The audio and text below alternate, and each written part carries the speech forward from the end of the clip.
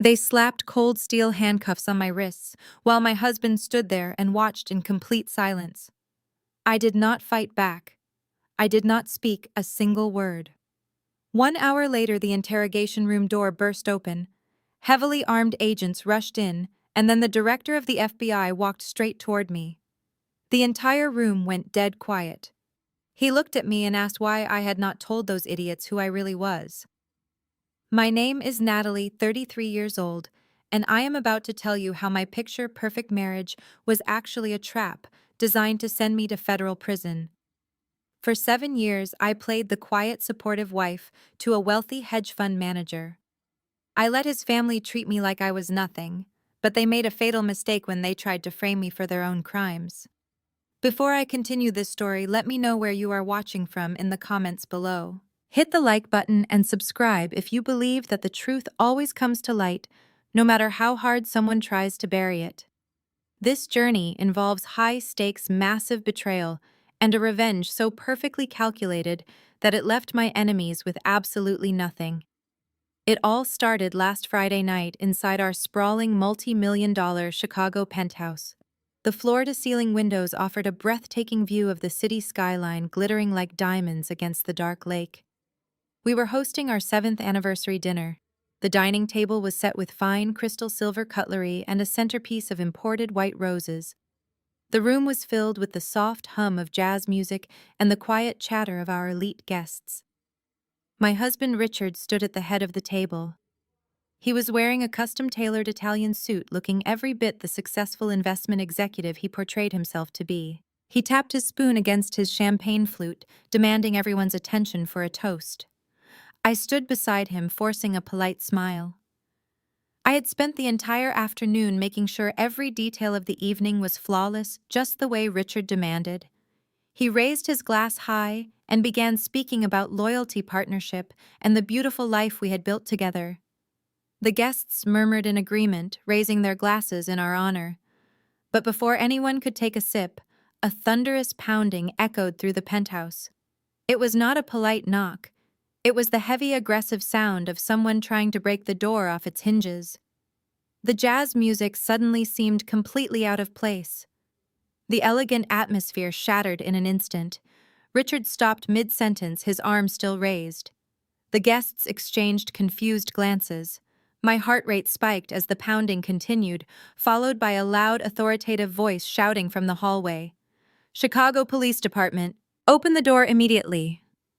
My stomach dropped. I looked at Richard, expecting him to be shocked or concerned. Instead, I noticed a very faint smirk touch the corner of his lips. He slowly lowered his glass and nodded to our housekeeper to open the front door. The moment the heavy oak door swung open, 6 uniformed police officers flooded into our grand foyer. They bypassed the confused guests, their heavy boots tracking dirt onto the pristine marble floors. The lead detective zeroed in on me. He did not ask for my name. He did not ask for Richard. He marched straight up to where I was standing and pulled a pair of heavy metal handcuffs from his belt. He grabbed my arms forcefully, twisting them behind my back. "You are under arrest for $8 million in corporate wire fraud," he announced loudly, making sure every single person in the room could hear the charges. The guests gasped in horror. A few people stepped back as if being near me was suddenly contagious. The cold steel locked around my wrists, biting into my skin. The physical pain was sharp, but the emotional shock was paralyzing. $8 million. Wire fraud. The words echoed in my head, making absolutely no sense. I panicked and turned to look at my husband. "Richard," I pleaded, my voice trembling with fear. "Tell them this is a terrible mistake. Tell them I have absolutely nothing to do with your company accounts." I expected him to step forward to demand answers to protect his wife. Instead, Richard took a slow, deliberate sip of his expensive scotch. He looked me dead in the eye, and the smirk I saw earlier blossomed into a full, satisfied smile. He did not say a single word to defend me. He just stood there and watched the officers read me my rights. The metallic click of the handcuffs echoed loudly in the dead, silent dining room. I stared at Richard, my mind struggling to process his cold and satisfied smile. Before I could even open my mouth to beg him to make this nightmare stop, another voice cut through the heavy tension of the room. "Officers, if I may step in." It was Jamal, my brother-in-law. He stepped out from the crowd of stunned guests, casually adjusting the cuffs of his immaculate dark suit. Jamal was a brilliant Black American corporate lawyer, a ruthless shark in a tailored jacket who charged thousands of dollars an hour to make massive legal problems disappear for wealthy clients. When I saw him step forward, I felt a sudden and desperate rush of relief. Finally, I thought to myself, someone who understands the law is going to fix this absurd mistake and explain that I am innocent. But Jamal did not look at me. He walked straight past where I was standing and stopped directly in front of the lead detective. "I am the chief legal counsel for Richard's investment firm," Jamal said, his voice smooth, authoritative, and incredibly calm. He reached into his expensive jacket pocket and pulled out a small silver USB drive.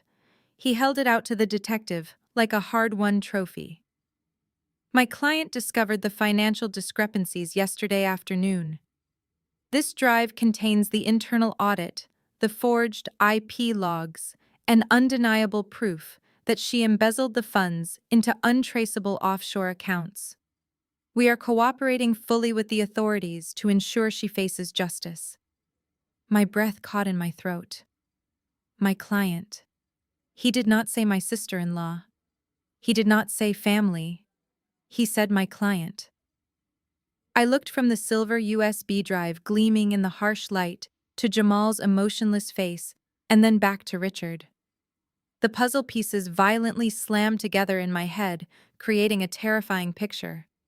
The late nights Richard had begged me to use my professional accounting skills to balance his private ledger because he was too tired.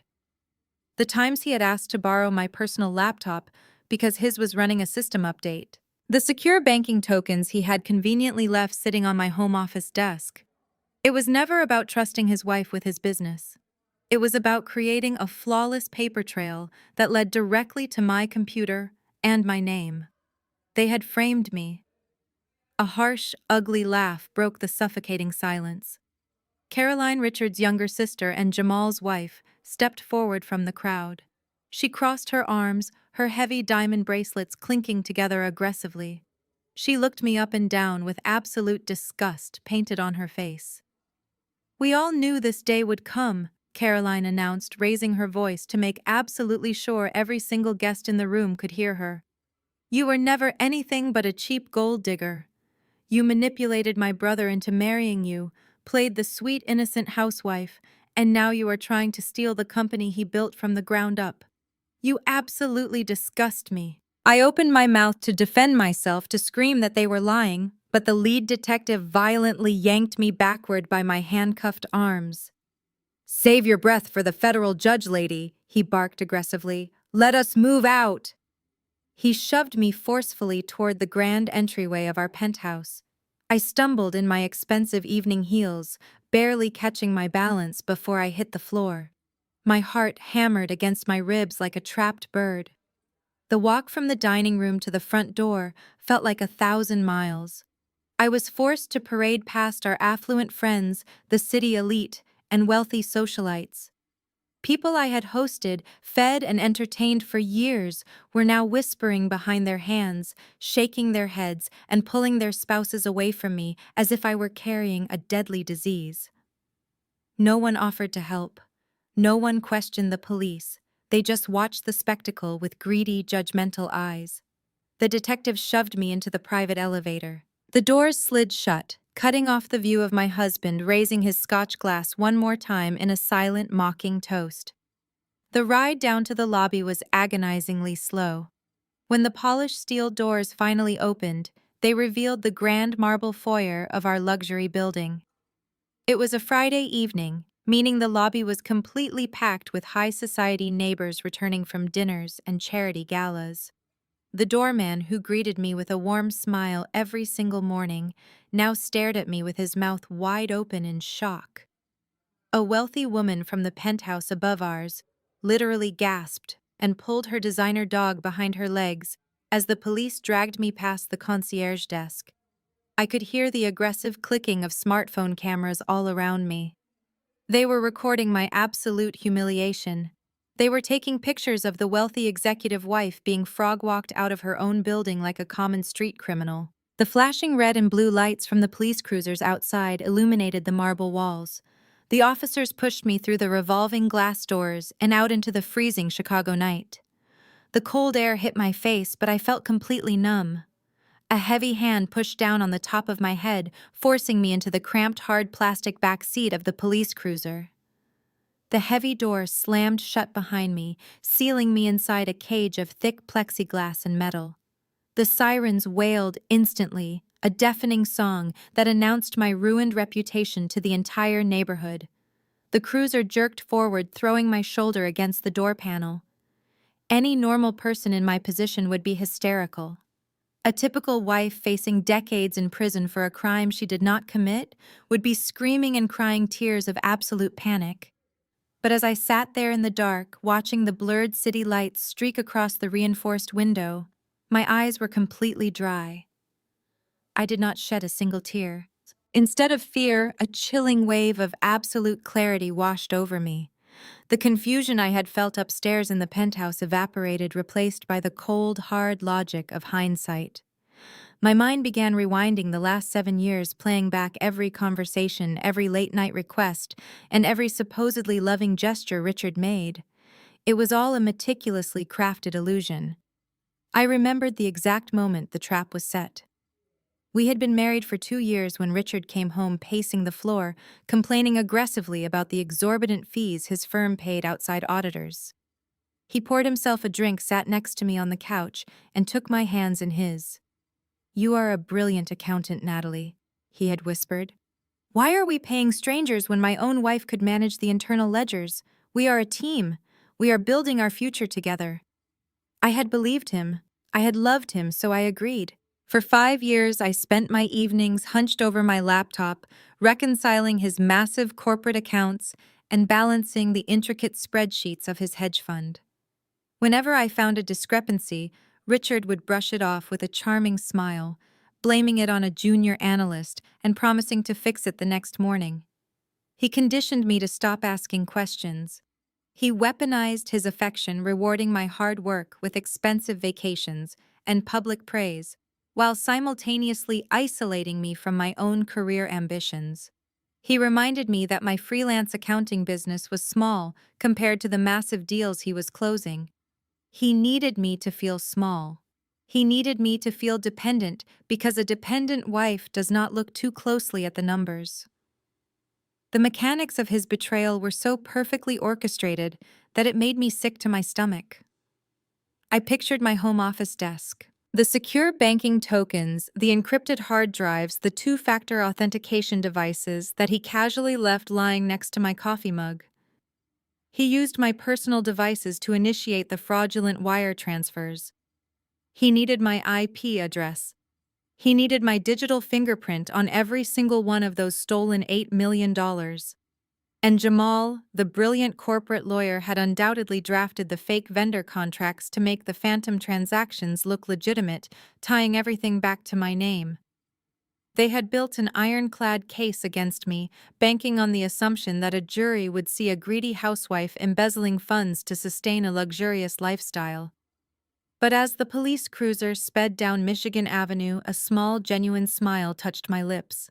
Richard had planned for everything except for the one thing he could never see past: his own blinding arrogance. He was so deeply narcissistic, so utterly convinced of his own superior intelligence, that he never bothered to truly understand what I did for a living.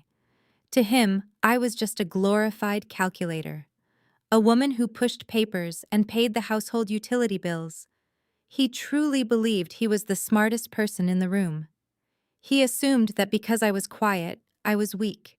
He assumed that because I avoided conflict with his toxic sister Caroline and his arrogant brother-in-law Jamal, I was an easy target. He did not know that my silence was not weakness. It was observation. He did not know that the laptop he used to frame me was not just a regular computer bought from a local electronics store. He had no idea what kind of security protocols were actively running in the background every time he secretly logged into my network. The cruiser took a sharp turn, throwing me against the heavy seatbelt. The neon lights of the local police precinct loomed ahead in the dark. Richard thought he had just won the ultimate game of chess, sacrificing his queen to protect the king. But as the officers dragged me out of the car and toward the booking desk, I knew the truth. Richard had just walked directly into a trap. They dragged me away from the chaotic booking desk and shoved me down a long, dimly lit hallway that smelled of stale coffee and industrial floor cleaner. The lead detective aggressively pushed me into a small, windowless interrogation room. The temperature inside must have been freezing. The harsh fluorescent lights hummed angrily overhead, casting deep shadows across the scratched metal table bolted to the center of the floor. The detective unlatched the handcuffs from my wrists, only to immediately clamp a heavy steel cuff around my right ankle, locking it securely to the leg of the heavy table. He wanted me to feel trapped like an animal in a cage. He slammed a thick manila folder down onto the metal surface with a deafening crack. He leaned over the table, invading my personal space, his breath smelling of cheap tobacco. He did not bother introducing himself properly. He just started barking accusations, his face turning red with manufactured rage. "Listen to me very carefully," he growled, pointing a thick finger directly at my face. "You are facing 20 years in a state penitentiary for corporate wire fraud and grand larceny. We have your computer, we have the IP logs, we have the digital signatures showing exactly how you funneled $8 million of your husband's corporate funds into a dummy offshore account. You are caught. The best thing you can do right now is confess to save us all a massive headache." I sat perfectly still, letting his aggressive words wash over me. I did not flinch, and I certainly did not cry. Instead, my eyes locked onto his left wrist. Peeking out from under the frayed cuff of his standard-issue police uniform was a solid gold luxury watch. It was a timepiece that cost more than a homicide detective made in 3 entire years. The final piece of the local corruption puzzle snapped into place. Richard had not just manipulated the digital evidence, he had bought the investigating officer. He had paid this man a massive bribe to ensure my arrest was swift, brutal, and completely ignored any standard investigative protocols. "You are making a massive mistake," I said quietly, keeping my voice steady and utterly devoid of panic. "You have not verified those IP logs with a federal cybercrimes unit. You are blindly trusting evidence handed to you by the suspect." The detective laughed, a harsh, ugly sound that echoed off the concrete walls. "You think you are so smart, lady. You think you can talk your way out of this with fancy accounting words. You are just a greedy housewife who got caught with her hand in the cookie jar." He slammed his hand against the table again, trying to trigger a flinch, but I remained frozen like a statue. I knew the rules of interrogation better than he did. Silence was my greatest weapon. Before the detective could escalate his bullying tactics any further, the heavy metal door clicked and slowly swung open. What happened next was a blatant, shocking violation of every single police procedure in the country. The alleged victims of a massive financial crime are never allowed inside an active interrogation room with the suspect. But in Richard's world, money bought absolute access. Richard walked into the freezing room looking completely out of place in his immaculate custom-tailored suit. He was followed closely by Jamal, who carried a sleek black leather briefcase. The corrupt detective immediately stepped backward, lowering his head slightly in a sickening display of respect. He practically handed the room over to them, completely abandoning his role as a law enforcement officer to act as their private security guard. The power dynamic shifted instantly. It was no longer a police interrogation. It was a hostile corporate takeover, and I was the company they were trying to liquidate. Jamal pulled out a metal chair and sat down directly across from me. He placed his expensive briefcase onto the table, his movements precise and painfully arrogant. Richard did not sit. He chose to stand near the closed door, crossing his arms over his chest to physically block my only exit. He wanted to loom over me to project total dominance and control. Jamal folded his hands together, wearing the exact same emotionless expression he used when destroying rival companies in the courtroom. Natalie Jamal began using a soft, condescending tone, as if he were speaking to a slow child. You need to understand the reality of your current situation. The evidence against you is absolute. The detective here has been incredibly accommodating, but the district attorney is ready to file charges by morning. You have no leverage. You have no defense. But because Richard is a generous man, and because he wants to avoid a humiliating public trial, we have arranged a private deal. Richard stepped away from the door and moved closer to the table. He looked down at me, twisting his handsome face into an expression of fake, agonizing pity. I do not want to see you destroyed, Natalie, Richard said smoothly, playing the role of the heartbroken savior to absolute perfection. I do not want the woman I married to spend the next 2 decades in a concrete cell. We can make all of this go away right now. We can keep this entirely out of the press, but you have to do exactly what we say. Jamal did not miss a single beat. As soon as Richard finished his nauseating performance of the heartbroken husband, Jamal reached into his sleek leather briefcase. He pulled out 3 thick, perfectly organized stacks of legal documents and slapped them onto the metal table.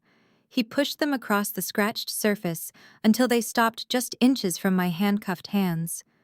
The harsh fluorescent lights glared off the bright white pages. I want you to pay very close attention to what is in front of you, Jamal said, tapping a manicured finger against the first stack. This is a full legally binding confession to the $8 million wire fraud.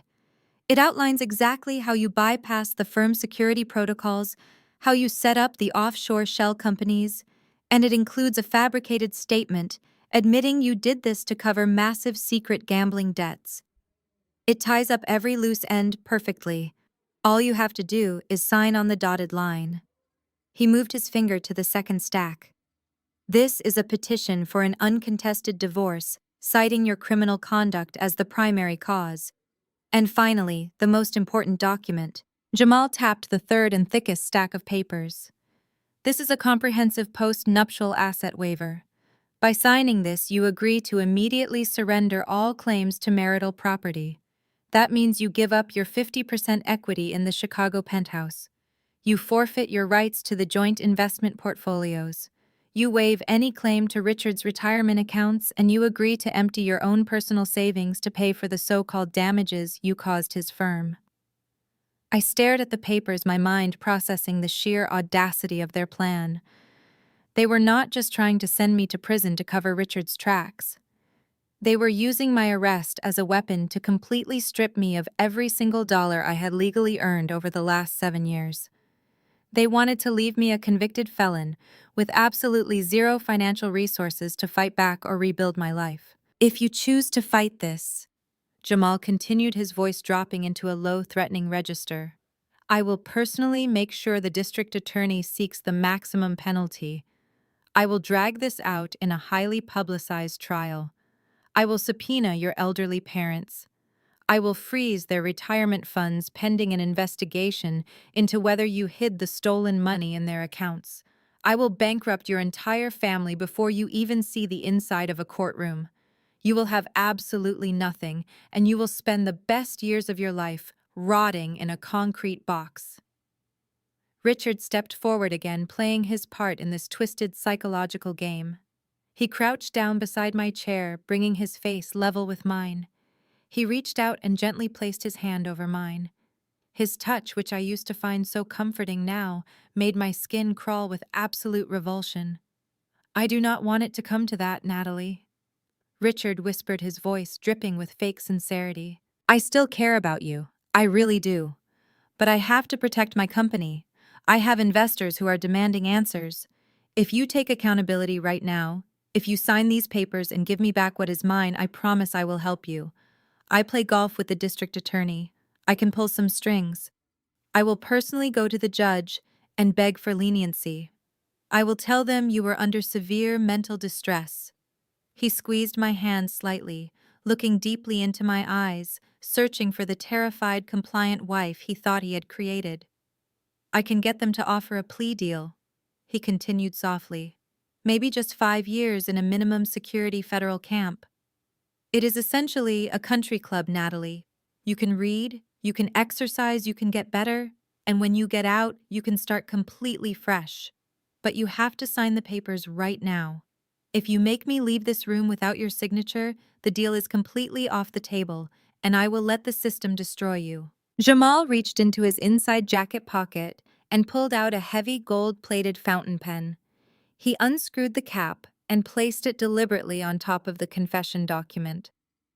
The metallic clink echoed loudly in the freezing room. They both stared at me, waiting for the inevitable breakdown. They expected the tears to start flowing. They expected me to grab the pen with shaking hands and sign away my life, my freedom, and my dignity, just to make the immediate terror stop. They thought I was too panicked, too devastated by the betrayal to actually read the fine print. But they forgot who they were dealing with. I did not see a terrifying threat sitting on that metal table. I saw a poorly constructed financial trap built by two arrogant men who had absolutely no idea how federal banking regulations actually worked. I looked down at the gold pen, then slowly raised my eyes to meet Richard's confident gaze. I did not reach for the heavy gold pen. I did not blink. I kept my eyes locked onto Richard as I slowly raised my handcuffed hands and placed my fingertips against the edge of the thick stacks of paper. With one smooth, deliberate motion, I pushed the entire pile back across the scratched metal table. The document slid over the cold surface, stopping just short of falling into Jamal's lap. The room plunged into a suffocating, heavy silence. Richard's confident smile faltered for a fraction of a second, his carefully crafted mask of pity cracking to reveal the genuine confusion underneath. They had meticulously calculated every possible reaction I might have, from hysterical sobbing to begging for forgiveness on my knees. But they had never prepared for absolute icy defiance. Jamal let out a sharp, angry breath of absolute disbelief. The smooth, polished corporate lawyer persona vanished in an instant, replaced by raw, unhinged frustration. He slammed his hand down flat on top of the rejected divorce decree. "Are you completely out of your mind?" He snapped, his voice echoing sharply against the concrete walls of the freezing interrogation room. "You are in absolutely no position to negotiate with us, Natalie.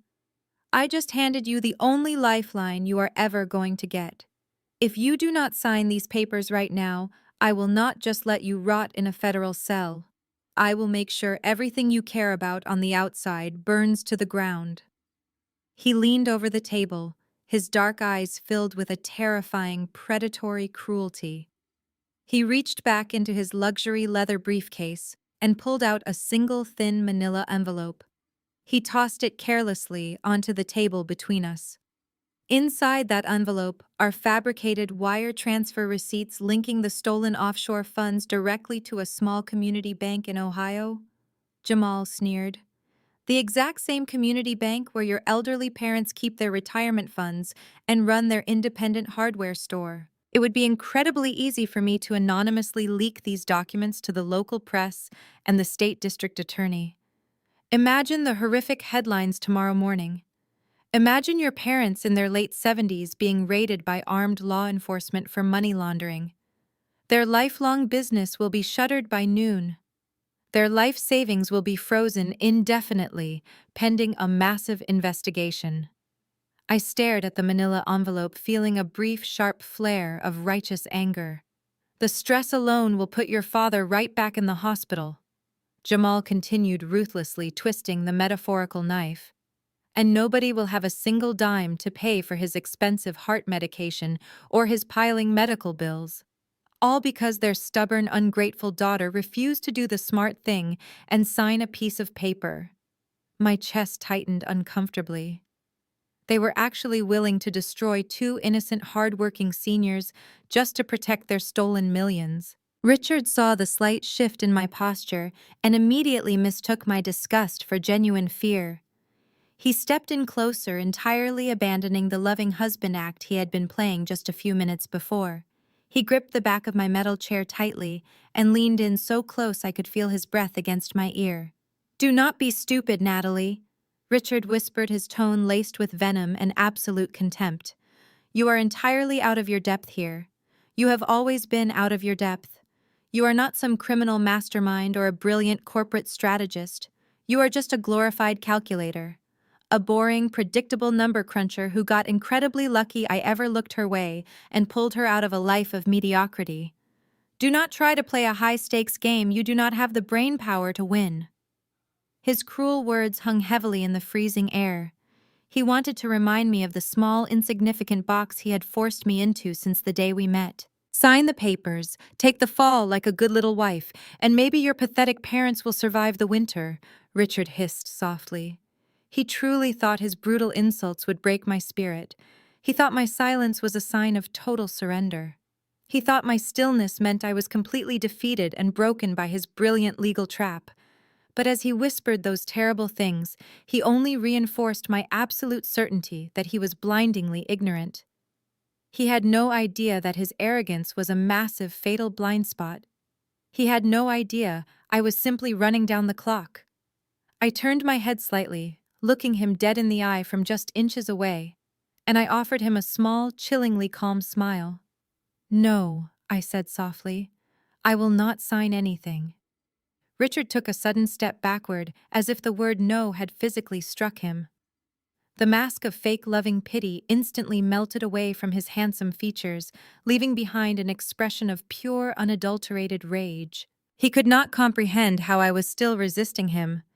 He looked over at Jamal, who was already shaking his head in mock disappointment, clearly irritated that this easy victory was taking longer than 5 minutes. Jamal scoffed loudly. "You are making the absolute biggest mistake of your miserable life," he warned, his voice dripping with venom. "You are throwing away your only chance at survival because of stupid, misplaced pride." I completely ignored his childish threats. I turned my attention away from my husband and looked directly at the corrupt local detective who was still standing silently by the closed door, acting as their personal bodyguard. "I know my constitutional rights," I said, keeping my voice perfectly level and devoid of any emotion. "I am legally entitled to make one phone call. I want to make it right now." Jamal let out a loud, theatrical laugh that echoed off the cold concrete walls. He reached into the pocket of his tailored slacks and pulled out his sleek top-of-the-line smartphone. He held it out toward me, dangling the expensive device between his index and middle fingers like a piece of raw meat being offered to a starving animal. "By all means," Jamal mocked, his eyes flashing with supreme arrogance. "Call whoever you want. Call a desperately underpaid public defender. Call that cheap strip mall attorney who handled your parents' residential mortgage. Call your crying mother and tell her she is about to lose her house and her hardware store. Whoever you decide to call it will not change a single thing about the massive mountain of evidence currently sitting on this table." I reached out with my heavy, handcuffed hands and took the phone from his grasp. The metal casing was still warm. Richard crossed his arms over his chest and leaned his shoulder against the painted cinderblock wall. He wore a sickeningly smug smile, clearly enjoying the pathetic spectacle he thought I was putting on. He truly believed I was about to break down crying the moment I heard a friendly voice on the other end of the line. I looked down at the bright digital keypad. I did not dial a standard 10-digit local number. I did not search for a recognizable Chicago area code. Instead, my fingers moved rapidly across the smooth glass screen, punching in a highly classified 17-digit satellite routing sequence. It was a heavily encrypted, secure line directly connected to the Federal Operations Center in Washington. Jamal narrowed his dark eyes as he watched my fingers fly across the keypad. "What kind of international number are you dialing?" he asked, a brief flash of genuine confusion crossing his face, before his arrogant smirk quickly returned. "Are you calling your imaginary offshore banker to check on the stolen funds?" I did not answer him. I brought the phone up to my ear and waited. The line did not ring the way a normal commercial cell phone does. There was a sharp electronic click followed by a heavy blast of static, and then absolute dead silence. The secure connection had been established in less than 3 seconds. The biometric voice recognition software on the other end of the line was waiting for my specific vocal print to authenticate the call. I did not ask for a lawyer. I did not cry for help or explain my terrifying situation. I stared directly into Richard's smug, condescending eyes, took a deep breath, and spoke 3 simple words into the receiver. Code red, Protocol 4. Without waiting for an automated confirmation or a human response, I pulled the phone away from my ear and tapped the bright red button to end the call. I placed the sleek device face down on the scratched metal table and used 2 fingers to slide it back over to Jamal. For a few long, heavy seconds, the freezing interrogation room was completely silent. The angry hum of the fluorescent lights above us felt deafening. Richard and Jamal stared at the phone sitting on the table, then slowly turned their heads to look at each other. They exchanged a look of pure, unadulterated confusion. The script they had written for this evening was falling apart. Then Richard burst out laughing. It was a loud, cruel sound that bounced off the walls. He clapped his hands together slowly in a mocking round of applause. Code red. Richard repeated, wiping a fake tear of amusement from his eye. Are you completely insane? What kind of pathetic television show do you think you are in right now? Did you just call a fake secret agent hotline because your brain finally snapped? Jamal picked up his phone using a pristine white handkerchief from his breast pocket to wipe the glass screen as if my touch had infected his device. He shook his head, looking down at me with absolute sickening pity. I honestly thought you were just being stubborn, Natalie. But you have actually lost your mind under the pressure of getting caught. This is sad. This is genuinely pathetic to watch. You can laugh all you want, I said quietly, leaning back into my uncomfortable metal chair and resting my handcuffed hands in my lap. But the clock is officially ticking. They had absolutely no idea what those 4 words meant. They did not know that Code Red indicated a compromised federal operative. They did not know that Protocol 4 initiated an immediate, heavily armed extraction team from the nearest field office. They thought they were watching a desperate, broken woman having a mental breakdown. They had no idea they had just initiated their own total destruction. The digital clock on the wall above the heavy metal door clicked forward, marking the beginning of the longest 50 minutes of their lives. Richard and Jamal refused to leave the freezing interrogation room. They realized that my bizarre phone call had somehow shifted the energy in the space, and they were determined to wrestle the power back. They began pacing the cramped room, launching a relentless campaign of verbal abuse designed to completely shatter my composure. Richard took the lead, abandoning the legal threats and diving straight into deeply personal attacks. He paced back and forth, mocking my quiet demeanor, my wardrobe, and the way I preferred spending weekends at home instead of attending his flashy corporate galas. He called me a boring, uninspired anchor, weighing down his massive potential. He told me that his sister Caroline was absolutely right about me from the very beginning. Jamal chimed in from his seat across the scratched metal table, attacking my professional pride. He called my small freelance accounting business a pathetic hobby. He laughed about how I spent hours balancing ledgers for local bakeries and independent contractors, while he was busy restructuring multi-million-dollar corporate empires. They wanted tears. They wanted me to scream, to break down, to beg them to stop the psychological torture. The corrupt local detective leaned against the cinderblock wall, chuckling quietly at their cruel jokes, as if he were watching a highly entertaining reality show. But I did not give them the satisfaction of a reaction. I sat perfectly upright in the uncomfortable metal chair, letting their insults bounce off my invisible armor. I waited exactly 20 minutes, letting them exhaust their superficial insults. Then I decided it was time to change the subject. I looked directly at my arrogant brother-in-law and interrupted his rant. Tell me something, Jamal, I asked, my voice cutting through the heavy air with razor-sharp precision. When you structured the Delaware Holding Company to process the offshore transfers, did you file a Form 5471 with the Internal Revenue Service? Or did you intentionally classify the foreign entity as a disregarded asset to bypass the federal reporting requirements? Jamal stopped mid-sentence. His confident smirk vanished, replaced by a sudden jarring look of absolute confusion. He blinked twice, staring at me, as if I had suddenly started speaking a foreign language. He opened his mouth to reply, but I did not give him a single second to recover. I fired my next question like a bullet. Because if you classified it as a disregarded asset without securing the proper federal waivers, you did not just create a tax loophole, you actively pierced the corporate veil. That means the liability does not stop with Richards LLC.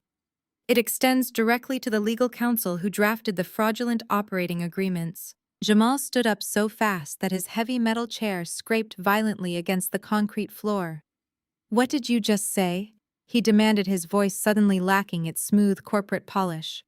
I leaned forward, resting my forearms on the cold table, fully ignoring the heavy steel cuff still locked around my ankle.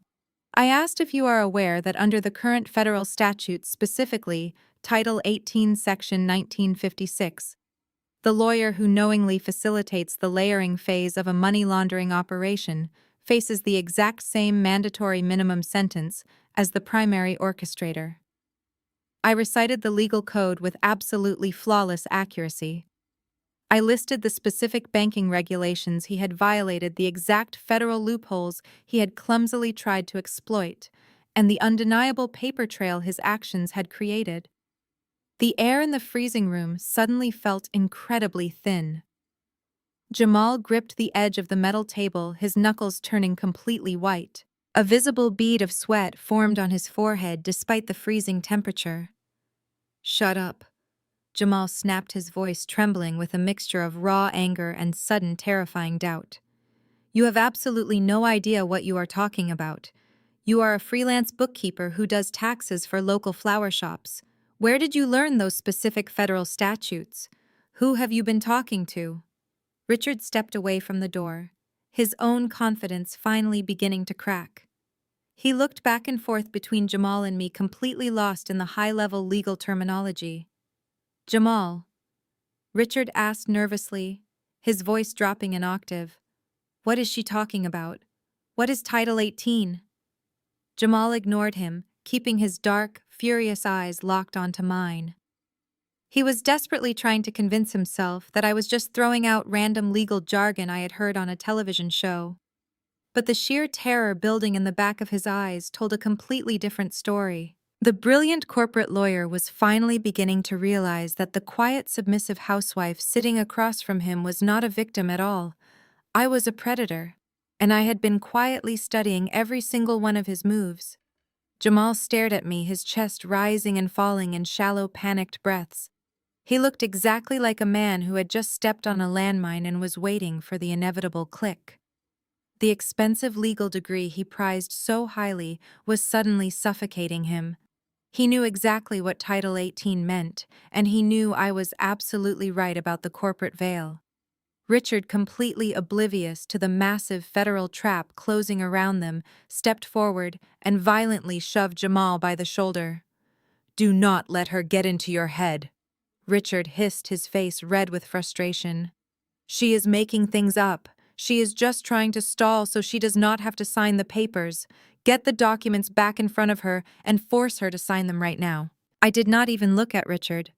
My eyes remained fixed on the digital wall clock hanging above the door. 49 minutes had passed since I made the secure phone call. Jamal slowly shook his head, refusing to touch the legal documents on the table. His hands were trembling so badly he had to press them flat against the cold metal surface just to hide the shaking. He opened his mouth to ask me another question, to demand to know who I really was and how I knew federal banking codes, but the words never left his throat. A sudden piercing sound shattered the quiet tension of the interrogation room. It started as a high-pitched screech of heavy tires skidding violently across the asphalt outside. It was not just one vehicle, but several heavy trucks moving at extremely high speeds. The unmistakable thud of massive vehicle doors slamming shut echoed loudly through the thin walls of the local precinct. The corrupt local detective, who had been leaning casually against the cinderblock wall, instantly stood up straight. His hand instinctively dropped to the heavy leather duty belt resting on his hip. He frowned, looking toward the heavy metal door. "What is going on out there?" Richard demanded, his voice cracking slightly with sudden anxiety. The detective completely ignored him. He took 2 steps toward the door, reaching for the heavy iron handle, but before his fingers could even touch the metal, absolute chaos erupted in the hallway outside. It sounded like an army had just breached the front entrance of the building. The muffled everyday sounds of the police station were instantly swallowed by the thunderous noise of heavy tactical boots stomping against the linoleum floor. It was a synchronized, aggressive march that carried the terrifying weight of absolute authority. Deep, commanding voices began shouting orders cutting through the thin walls like a knife. "Secure the perimeter! Nobody moves! Hands away from your weapons right now!" The shouts were not coming from local police officers. They were military-grade commands executed with terrifying speed and precision. The local detective ripped the heavy metal door open and stepped halfway into the hallway, his face twisted in manufactured rage. "Hey!" he bellowed, puffing out his chest to project whatever small amount of authority he thought he still possessed. "You cannot just barge in here. This is an active investigation. This is a restricted area." His sentence was violently cut short. A loud, sickening thud echoed into our room as the corrupt detective was physically slammed against the cinder block wall outside. I heard his expensive gold watch scrape harshly against the concrete. "Stand down and step away from the door," a booming voice commanded. "Federal Bureau of Investigation. You are currently obstructing a federal raid. Drop your weapon immediately." The detective let out a pathetic gasp of pain as his service weapon was forcefully stripped from his holster and kicked down the hallway. Richard and Jamal froze completely. The color drained entirely from their faces, leaving them looking like absolute ghosts. Jamal stumbled backward away from the metal table, his legs suddenly refusing to support his weight. He hit the cinder block wall behind him and slowly slid down until he was sitting on the freezing concrete floor, his expensive tailored suit completely ruined. Through the open doorway, we could see the terrifying reality of what was happening. 15 heavily armed FBI agents wearing thick Kevlar vests, emblazoned with bold yellow letters, swarmed the narrow corridor. They carried tactical assault rifles, their faces hidden behind dark helmets and heavy visors. They moved with a terrifying synchronized efficiency, completely taking over the precinct in a matter of seconds. Every single local police officer, from the desk sergeant to the corrupt captain who had signed my arrest warrant, was being ordered to the ground and aggressively disarmed. Richard backed away from the open door, his eyes wide with sheer, unadulterated terror. He looked at the federal agents swarming the hallway, and then he slowly turned his head to look at me. The arrogant, condescending smirk that had defined his entire personality for the last 7 years was completely gone. In its place was the horrified realization of a man who finally understood that he had played a high-stakes game against an opponent he never even saw coming. My 50-minute wait was officially over. The heavy metal door to the interrogation room was suddenly kicked the rest of the way open, slamming so violently against the cinder block wall that the iron hinges groaned in protest. 2 heavily armed tactical agents immediately stepped inside their rifles, raised and sweeping the corners of the small space. They did not shout. They did not need to. Their mere presence sucked all the remaining oxygen out of the freezing room. Richard scrambled backward, pressing his spine firmly against the wall, his hands instinctively rising into the air like a terrified criminal. Jamal remained frozen on the cold concrete floor, his mouth hanging slightly open, completely unable to form a single word or command. A moment later, a tall, imposing figure stepped through the doorway. It was Thomas Keller, the special agent in charge of the FBI. Keller was a man who radiated absolute authority. He wore a sharp, dark navy overcoat over a perfectly tailored suit that instantly made Richard's expensive designer clothing look like a cheap theatrical costume. Keller had steel gray hair, piercing blue eyes, and an expression of cold, calculated focus. He did not look like a man who had come to negotiate a plea deal. He looked like a man who had come to completely dismantle a corrupt empire. Keller stepped purposefully into the freezing room. Richard, desperately trying to maintain some pathetic illusion of control, attempted to speak. He opened his mouth and raised a trembling hand, perhaps planning to introduce himself or demand an explanation for the intrusion. but Keller did not even acknowledge his existence. The FBI director walked straight past Richard as if my husband were nothing more than a piece of broken furniture. He completely ignored Jamal, stepping effortlessly over the lawyer's outstretched legs without giving him so much as a downward glance. Keller's focus was entirely on one person in that room. Keller stopped directly in front of the scratched metal table. He looked down at me, his cold expression softening into a look of profound, undeniable respect. He reached into his coat pocket and pulled out a small silver key. Without saying a word, he leaned over the table, took hold of the heavy steel chains binding my wrists, and slid the key into the lock. The sharp click of the handcuffs springing open sounded like a loud gunshot in the dead, silent room. He then walked around the table, knelt down on the freezing concrete floor, and unlocked the heavy iron shackle from my ankle. He stood back up, took a deliberate step backward, and formally crossed his hands in front of him. The entire room was completely silent. You could clearly hear the angry hum of the fluorescent lights and the ragged, panicked breathing coming from both Richard and Jamal. Keller looked at me, shaking his head slightly, with a mixture of amusement and sheer disbelief. "Ma'am," Keller said, his deep, commanding voice carrying clearly through the small space. "Why did you not tell these idiots who you really are? It would have saved us a considerable amount of paperwork and time." I slowly rubbed my raw wrists, enjoying the feeling of the warm blood rushing back into my hands. "I did not want to spoil the surprise, Thomas," I replied calmly, using his first name with a casual familiarity that made Richard physically flinch. The color completely drained from Richard's face. He turned a sickening shade of pale gray. His eyes darted frantically between Director Keller and me, his brain desperately trying to process the impossible scene unfolding right in front of him.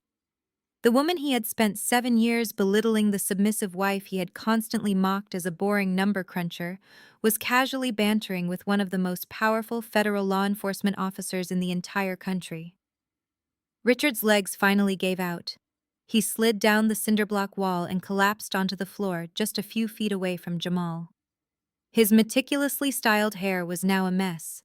His arrogant facade had entirely shattered into a million irreparable pieces. He finally realized that he had not outsmarted anyone. He had not masterminded a brilliant corporate fraud and pinned it on his clueless wife. He had proudly and arrogantly walked right into a massive federal trap designed by his own spouse.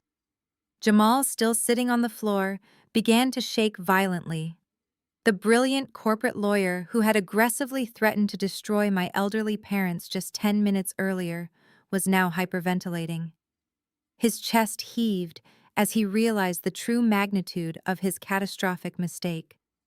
They had believed they were the apex predators in this scenario. They had believed I was just naive, helpless prey waiting to be slaughtered for their financial gain.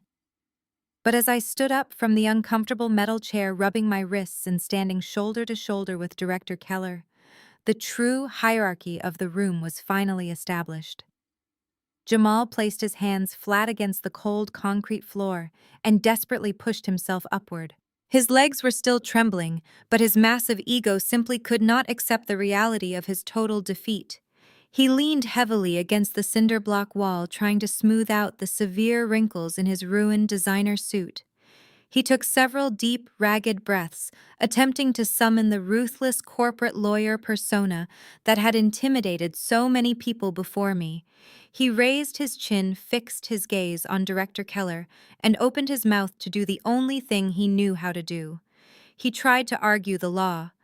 Director Keller Jamal began, his voice shaking noticeably despite his desperate attempts to sound authoritative. "I am the chief legal counsel for Richard and his corporate holdings. I demand to know on what legal grounds you have breached this local police precinct. This is a state-level investigation involving domestic wire fraud. The local district attorney is currently reviewing the evidence and preparing to file official charges. The Federal Bureau of Investigation has absolutely no jurisdiction to barge into a municipal holding facility without a specific federal warrant signed by a district judge. You are violating my client's constitutional rights. You are committing illegal search and seizure, and I will personally see to it that this unauthorized raid is thrown out of court immediately. Jamal puffed out his chest, clearly hoping that his aggressive legal jargon would force Keller to pause and reconsider his actions. He expected the FBI director to step back and engage in a professional debate about procedural law and jurisdictional boundaries. He expected his expensive law degree to serve as a magical shield against the heavily armed tactical agents standing just outside the heavy metal door. I stood silently next to Keller, watching my brother-in-law willingly dig his own grave deeper and deeper. Director Keller did not pause. He did not debate. Instead, Keller looked at Jamal as if he were observing a fascinating but incredibly stupid insect. A slow, cold smile spread across the director's face. Then he actually laughed. It was a dark, dismissive sound that echoed harshly against the freezing concrete walls. The laughter completely destroyed the last remaining shreds of Jamal's manufactured confidence. State jurisdiction. Keller repeated softly, shaking his head in absolute amusement. You are standing in the middle of a massive federal national security crisis, and you are trying to lecture me about state jurisdiction. You truly have no idea what you have stumbled into, counselor. Your arrogance has completely blinded you to reality. Keller reached inside the breast pocket of his tailored navy overcoat. He pulled out a thick, heavy manila folder that was sealed with bright red security tape. He did not hand it to Jamal. He tossed it carelessly onto the scratched metal table. The heavy file landed with a loud, authoritative slap that made Richard violently flinch from where he was still sitting on the floor. Jamal slowly stepped forward and looked down at the table. Stamped across the center of the folder in bold, aggressive crimson ink were two words that made the arrogant lawyer physically recoil: top secret. Below those words was the official seal of the United States Department of the Treasury, alongside the unmistakable insignia of the Financial Crimes Enforcement Network. Jamal stared at the classified file, his mouth opening and closing soundlessly. His entire legal strategy instantly evaporated into thin air. He knew that any document bearing that specific classification level completely overrode any local or state laws he could possibly invoke. Let me educate you on the reality of your current situation, Keller said, his voice dropping into a low, dangerous register that commanded absolute silence. The moment your client used an encrypted federal network to transfer $8 million into a monitored cartel account, state jurisdiction completely ceased to exist.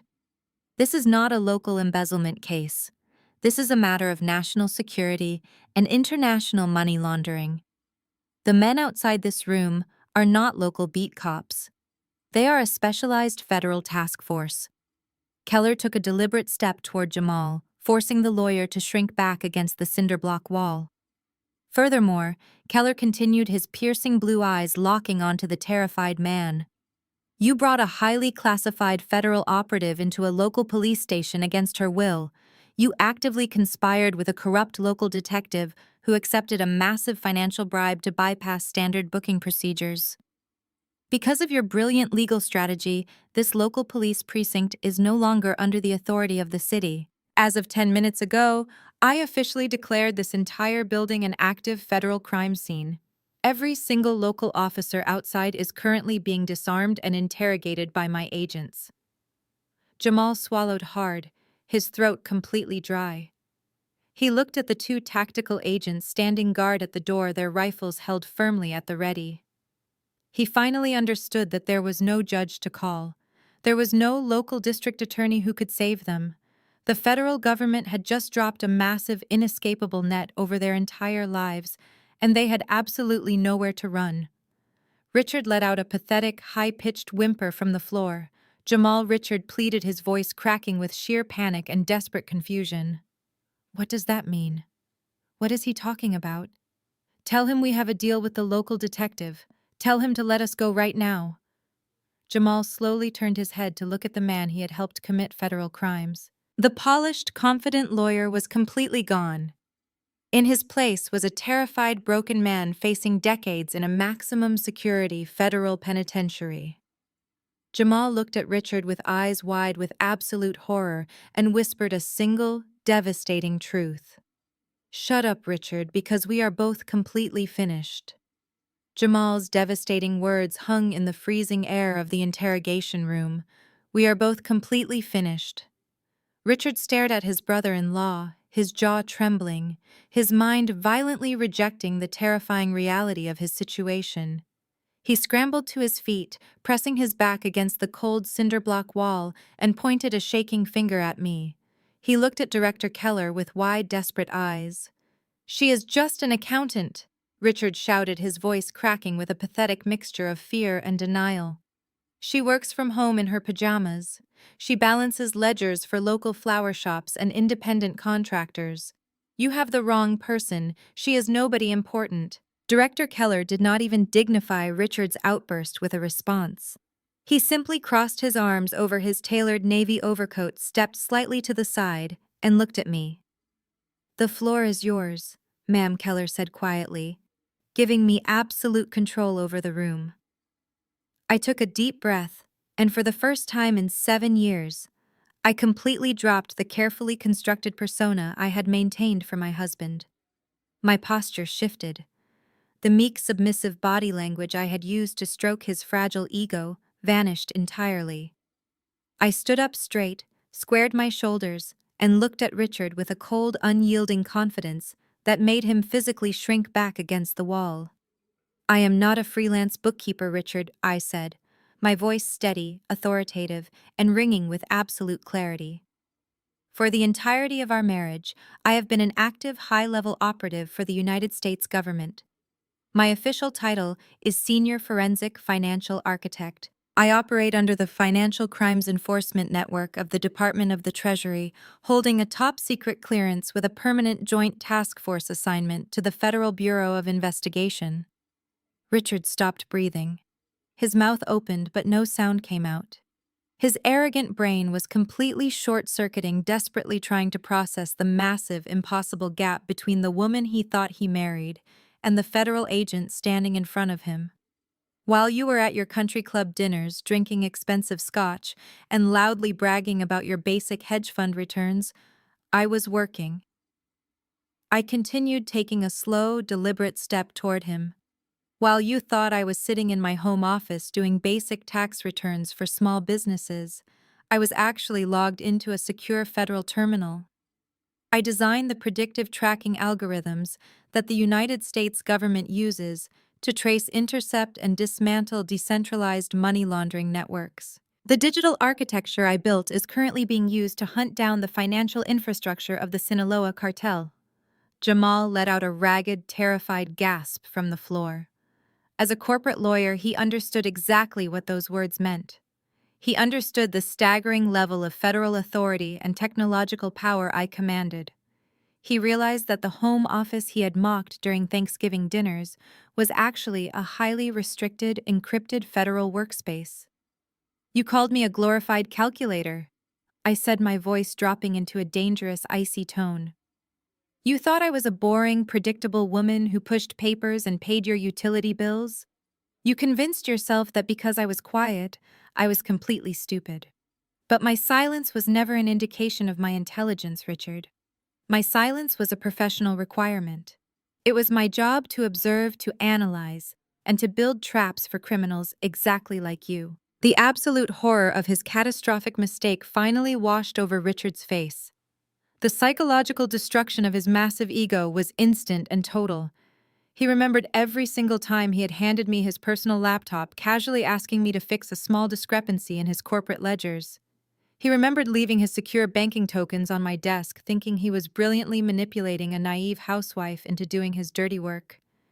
He realized that every time he thought he was secretly framing me, he was actually handing perfectly preserved, digitally watermarked evidence directly to a senior federal investigator. He thought he was a mastermind playing a complex game of chess against a helpless pawn. He had no idea he was sitting at a board entirely controlled by the federal government. "You did not fool me for a single second," I told him, closing the distance until I was standing right in front of him. "I saw the fraudulent vendor contracts the very first day you asked me to look at your internal books. I saw the phantom accounts Jamal set up in Delaware. I watched you slowly build this pathetic amateur trap around me for years. And I let you do it. I let you believe you were the smartest person in the room because a confident criminal is a careless criminal. Richard looked at me as if he were staring at a terrifying stranger. The submissive, obedient wife he had planned to throw into a state penitentiary had never actually existed. In her place stood the exact architect of his total destruction. Richard pressed the palms of his hands flat against the cold cinder block wall, trying to push himself further away from me as if I were a ghost. I took another step forward, refusing to let him break eye contact. I wanted him to feel the full crushing weight of his own stupidity. "Do you remember last Tuesday night, Richard?" I asked, my voice echoing sharply in the freezing room. "You told me you were staying up late to review some quarterly reports because your stomach was bothering you. You waited until you were absolutely sure I was asleep. Then you sneaked into my home office, sat in my chair, and opened my silver laptop. You typed in the master password you secretly recorded me using months ago. You thought you were being incredibly stealthy. You thought you were a master criminal executing the perfect heist." Richard swallowed hard, his throat making a loud clicking sound in the quiet room. He knew exactly what night I was talking about. "What you did not know," I continued, enunciating every single word with lethal precision, "is that the laptop sitting on that mahogany desk was not a civilian device. It is a highly restricted, heavily monitored federal terminal. It is equipped with biometric keystroke loggers, active camera surveillance, and real-time data mirroring. The moment you opened that screen, your face was broadcast directly to a federal operations center in Washington. Every single keystroke you made, every folder you opened, and every password you entered was recorded and legally notarized by the Department of the Treasury." I paused, letting the terrifying reality of the surveillance wash over him. "In the cybersecurity world, we call the device you used a honeypot," I explained smoothly. "It is a digital trap intentionally designed to look like a highly valuable, vulnerable target. I knew you were looking for a way to frame me. I knew you needed my digital fingerprint to make your fake audit look legitimate, so I gave it to you. I intentionally left the firewall down. I left the banking tokens in the top drawer. I let you walk right through the front door because I needed you to commit the crime on a classified government network." Jamal let out a pathetic groan from his place on the floor, bringing his knees up to his chest and burying his face in his hands. He was a corporate lawyer. He knew exactly what it meant to commit a cyber intrusion on a federal terminal. It elevated a standard corporate fraud charge into a massive national security violation. "But that is not even the best part, Richard," I said, allowing a cold, victorious smile to finally cross my face. "Let us talk about the money. Let us talk about the $8 million you drained from your own investment firm to build your secret escape fund." Richard stared at me, his eyes wide, his chest rising and falling in rapid, shallow breaths. "You and Jamal set up a complex network of shell companies," I said, gesturing casually toward the ruined lawyer sitting on the concrete. "You drafted fake vendor contracts and generated phony invoices. You used my laptop to initiate a wire transfer, sending the $8 million to what you believed was an untraceable offshore account. You thought that money was waiting for you, completely hidden and entirely safe from the local authorities. You planned to divorce me, let me rot in a state prison, and then quietly access those funds once the dust settled." I leaned in slightly, lowering my voice so he had to strain to hear the final, devastating truth. "The money never went offshore, Richard. The routing numbers Jamal so carefully selected from his illegal contacts were heavily monitored baits. You did not wire $8 million to a secure international trust. You routed it directly into a highly classified federal sting operation.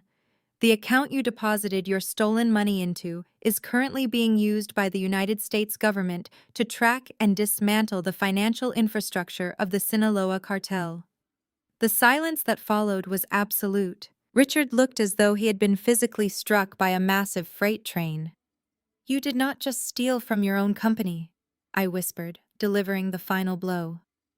"By initiating that specific transfer, you legally funded a known international cartel operation. And you did it using a classified government server.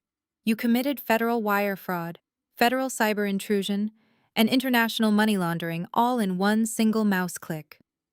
Director Keller finally stepped forward, breaking his silent observation.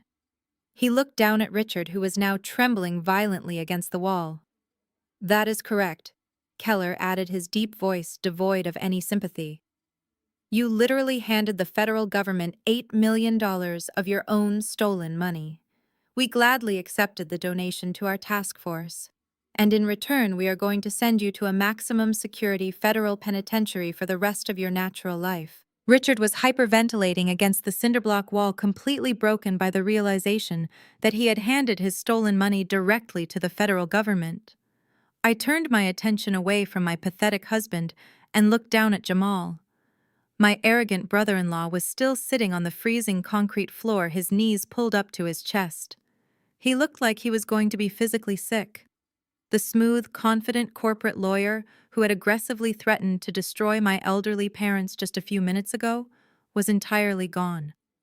In his place was a terrified, ruined man who finally understood the catastrophic magnitude of his mistakes. I walked over to the scratched metal table where Director Keller had tossed the classified manila folder. I broke the bright red security tape with my thumb and opened the heavy file. The harsh fluorescent lights reflected off the pristine white pages inside.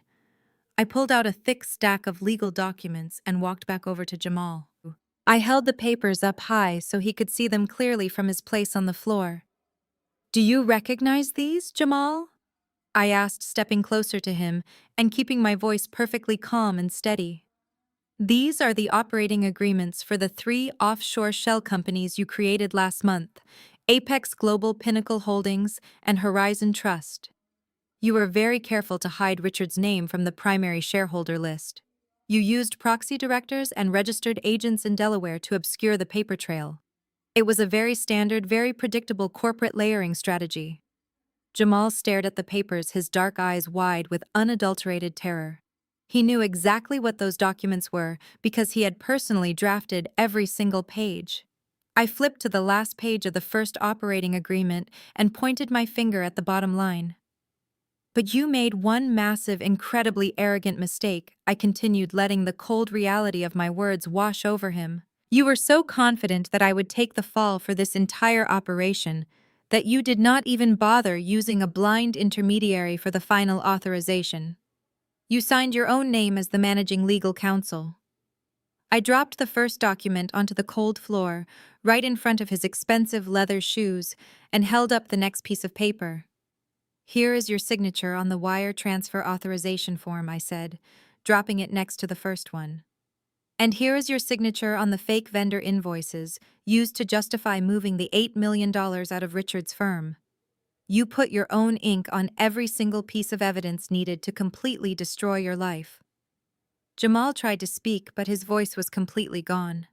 He managed a weak, pathetic gasp, his hands trembling violently as he reached out to touch the papers before quickly pulling his hand back as if the documents were on fire. "As a corporate lawyer, you know exactly what happens next," I said, leaning down slightly so he had to look me directly in the eyes. "When you knowingly facilitate the transfer of illicit funds to hide a financial crime, you are no longer just offering legal counsel. You become an active participant in a criminal enterprise. You are being charged under the Racketeer Influenced and Corrupt Organizations Act."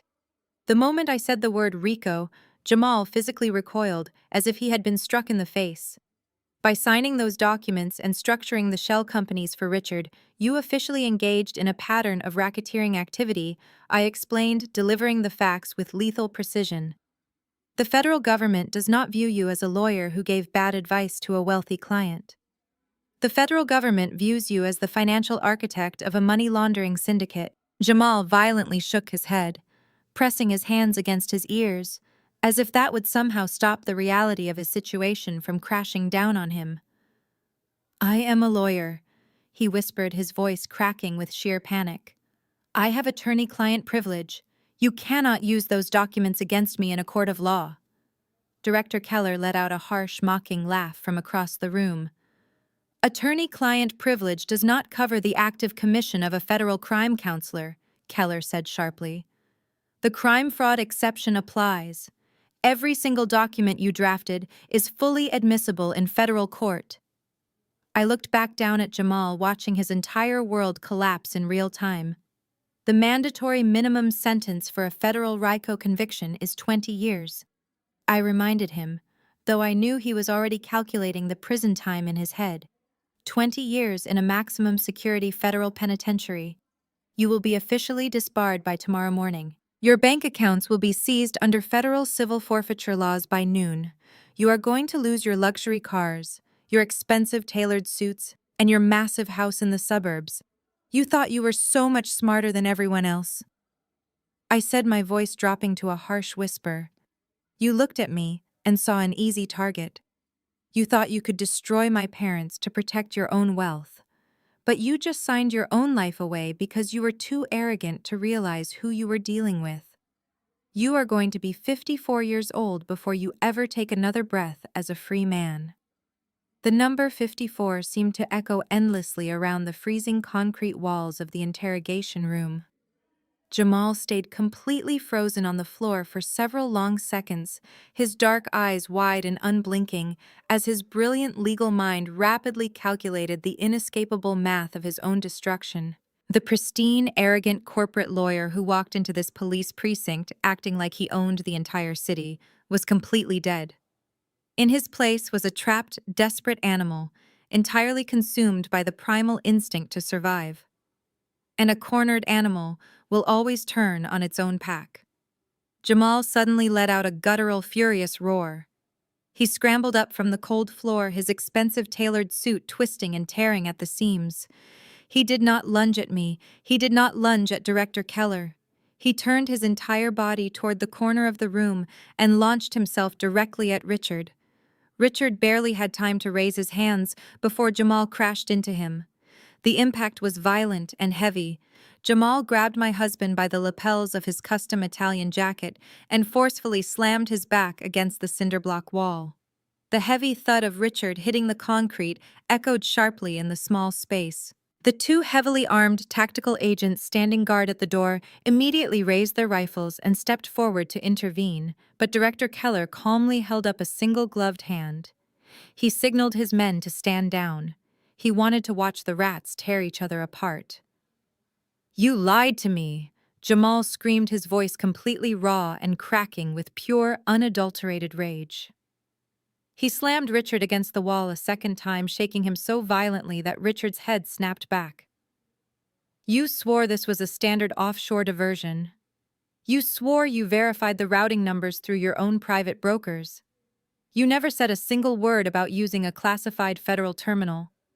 You stupid, arrogant, pathetic excuse for a man. You just dragged me into a federal cartel sting." Richard desperately grabbed at Jamal's wrists, trying to pry the furious lawyer off his ruined jacket.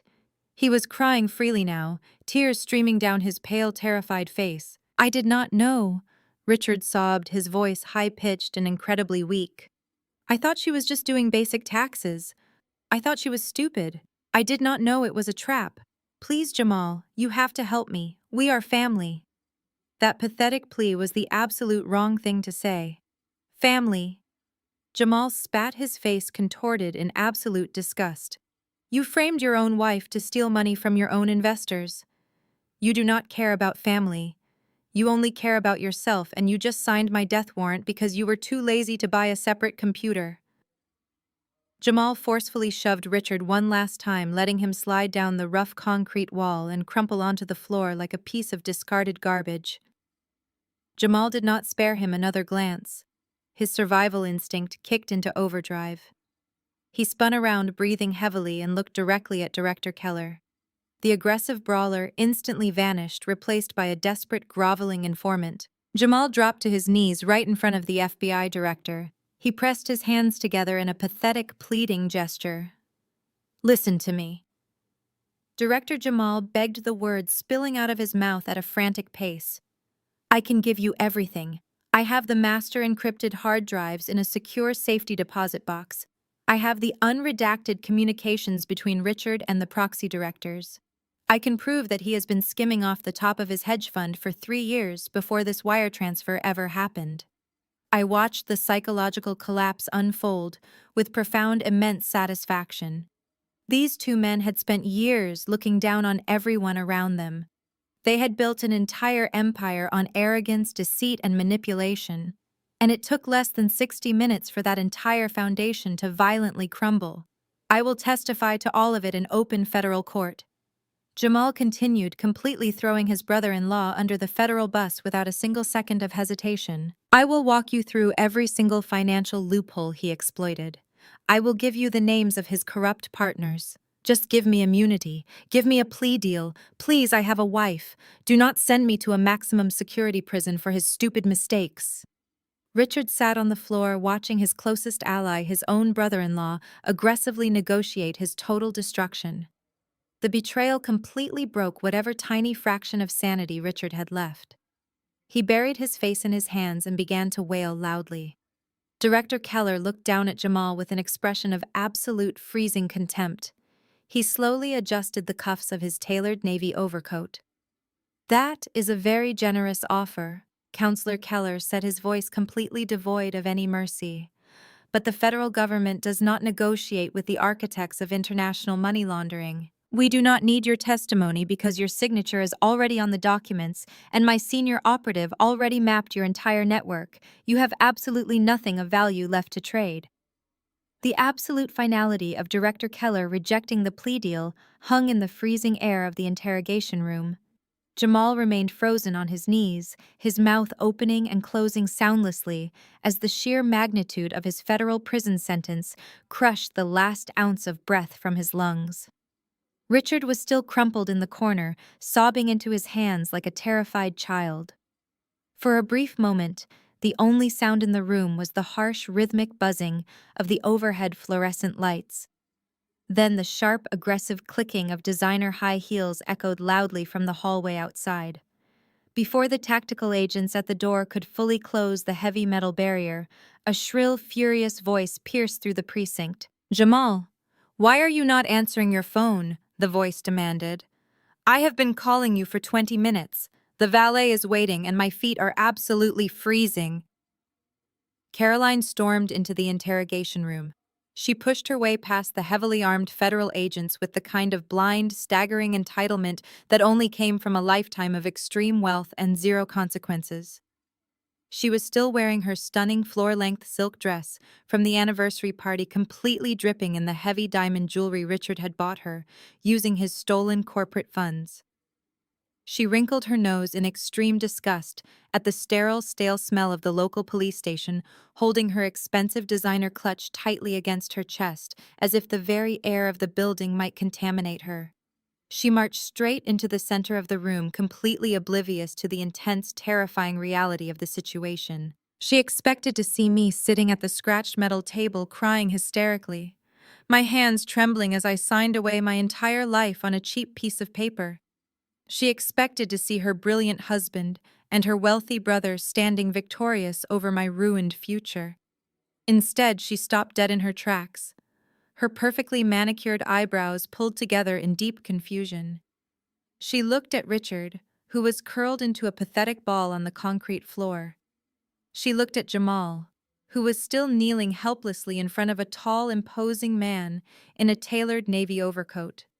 Finally, her arrogant gaze landed on me. I was not crying. I was not handcuffed. I was standing tall, my shoulders squared, looking at her with a calm, predatory stillness. "What is going on here?" Caroline demanded, her shrill voice breaking the silence. She completely ignored the tactical rifles and the federal badges. Her brain simply refused to process any narrative where her family was not in absolute control. She immediately turned her anger toward me, reverting instantly to the vicious high school mean girl persona she had never outgrown. "What kind of pathetic stunt are you pulling now?" "Natalie," Caroline sneered, taking an aggressive step toward me. "Did you refuse to sign the divorce papers? You selfish, ungrateful gold digger. My brother gave you a luxurious life you never deserved. You were a nobody before he picked you up. Now you get caught stealing millions from his company, and you are throwing a childish tantrum instead of taking responsibility for your crimes." Jamal slowly turned his head to look at his wife. "Caroline, shut up." Jamal croaked, his voice weak and trembling. "Please, just shut your mouth right now. Caroline whipped her head around and glared fiercely at her husband. "Do not you dare tell me to shut up, Jamal!" She snapped her face, turning red with indignation. "Why are you sitting on the floor like a complete idiot? Get up. You are a senior corporate partner. Force her to sign these papers so we can leave this disgusting place. My friends are waiting for us at the penthouse. You are letting this pathetic, boring little accountant ruin our entire evening." She turned back to me, pointing a sharp, perfectly painted fingernail directly at my face. "You are going to sign those documents right now, Natalie. If you do not, I will personally make sure you are destroyed. I will call every single member of the country club. I will call the local newspapers. I will make sure everyone in Chicago knows you are a desperate thief. And then I am going to call your pathetic lower-class parents and tell them their precious daughter is a convicted felon." I did not flinch. I did not raise my voice. I just looked at her with a cold, pitying smile. "Caroline," I said softly, my voice carrying effortlessly through the room, "you have absolutely no idea what is happening right now, do you? You are so blinded by your own arrogance that you cannot even read the massive yellow letters printed on the tactical vests of the men standing right behind you." Caroline frowned, her arrogant mask slipping for a fraction of a second. She slowly turned her head and finally looked at the heavily armed agents guarding the door. She looked at the bright, unmistakable letters spelling out FBI. Then she turned her gaze to Director Keller, who was watching her with absolute freezing contempt. The color rapidly drained from her face as the terrifying reality of the room finally began to penetrate her thick wall of delusion. Caroline's mouth hung open, but the vicious, rehearsed insults she had prepared completely died in her throat. She stared at the bold yellow letters on the heavy tactical vests of the men blocking the exit. She looked at Director Keller, whose imposing presence and tailored navy overcoat radiated absolute federal authority. The suffocating reality of the situation finally crashed through her thick, impenetrable wall of privilege. Her perfectly manicured hands began to tremble violently, and she slowly lowered her expensive designer clutch. She looked down at Jamal, who was still kneeling helplessly on the cold concrete floor, and then at Richard, who was curled up like a terrified child. She finally understood that nobody was going back to the luxury penthouse tonight, and her arrogant threats were completely useless against the United States government. Before Caroline could even process the magnitude of the disaster unfolding in front of her, a sharp, piercing electronic ringtone shattered the dead silence of the interrogation room. It was not the sophisticated muted chime of an expensive corporate smartphone. It was the obnoxious, loud ringing of a cheap prepaid burner phone. And the sound was coming directly from the inside breast pocket of Richard's ruined Italian suit jacket. Richard violently flinched at the sudden noise. He instinctively grabbed his chest, his eyes widening in pure, unadulterated panic. He had hidden that unregistered device so carefully. He truly thought it was his ultimate secret, his private, untraceable lifeline to a brand new life. Director Keller calmly walked over to where Richard was cowering against the cinderblock wall. Without asking for permission, Keller reached down and forcefully yanked the cheap plastic phone from Richard's pocket. Richard tried to protest, letting out a pathetic, high-pitched gasp, but a single cold look from the FBI director froze him instantly in place. Keller looked at the caller identification on the small digital screen. A tight, highly satisfied smile crossed his face. He pressed the green accept button and immediately tapped the speakerphone icon. He held the burner phone out in the center of the freezing room so every single person could hear the call perfectly clearly. Director Keller, a crisp, professional voice echoed from the tiny speaker. "This is Special Agent Miller calling from the Los Angeles field office. We have successfully secured the secondary target at the Tom Bradley International Terminal." Keller nodded slightly, his piercing blue eyes locking onto Richard. "Go ahead with the official report, Agent Miller." Keller instructed, his deep voice filling the cramped space. "We apprehended a 24-year-old female attempting to board a first-class flight to a non-extradition country in South America," the agent reported briskly. She was carrying a fraudulent passport and two large suitcases packed tightly with designer clothing and untraceable cash. She was extremely uncooperative and hostile at first, but she broke down during the initial questioning in the airport security office. She confessed that she was waiting for a man named Richard to join her on the flight. She claimed he was transferring $8 million into a secure offshore account today, and they were planning to start a new life together the exact moment his wife was arrested and safely locked away. She is currently in federal custody and is eagerly asking for a plea deal to testify against him in exchange for immunity. Keller tapped the red button to end the call and tossed the burner phone onto the concrete floor right next to Richard. The cheap plastic shattered into 3 pieces. The silence that followed was heavier and more suffocating than anything before it. The final disgusting layer of Richard's grand master plan had just been brutally exposed to his own family. He had not just planned to frame me to save his failing investment firm. He had planned to completely abandon his entire life, his business, his loyal sister, and his marriage to run away with a woman 10 years younger than him. He wanted to leave everyone else, including his own brother-in-law, to deal with the catastrophic legal fallout of his massive federal crimes. Caroline looked down at her brother, her face twisting into a mask of absolute horror and profound disgust. The blind, unwavering loyalty she had always shown him instantly evaporated. "You were going to leave us," Caroline whispered, her shrill voice dropping into a shaky, disbelieving tone. "You were going to let Jamal help you steal that money, let your innocent wife go to prison, and then you were going to get on a plane with some cheap 24-year-old girl. You were going to leave me and my husband to face the federal authorities completely alone." Richard could not even look at his sister. He pressed his face hard into his knees, sobbing uncontrollably into the fabric of his expensive trousers. He had absolutely nothing left. His money was gone. His freedom was gone. His secret escape plan had been intercepted by the Los Angeles field office, and his fiercely loyal family had just turned into his absolute worst enemies. Jamal glared at Richard from across the room with pure murderous intent, realizing that he had sacrificed his entire prestigious legal career for a cowardly man who was planning to abandon him the very next morning. Richard was entirely isolated, trapped in a cold concrete room, completely crushed under the weight of his own profound stupidity. Richard slowly lifted his head from his knees. His face was a bloated red mask of absolute despair. The crushing weight of total isolation finally settled over him. He looked at Jamal, who was glaring at him with a murderous, unblinking hatred.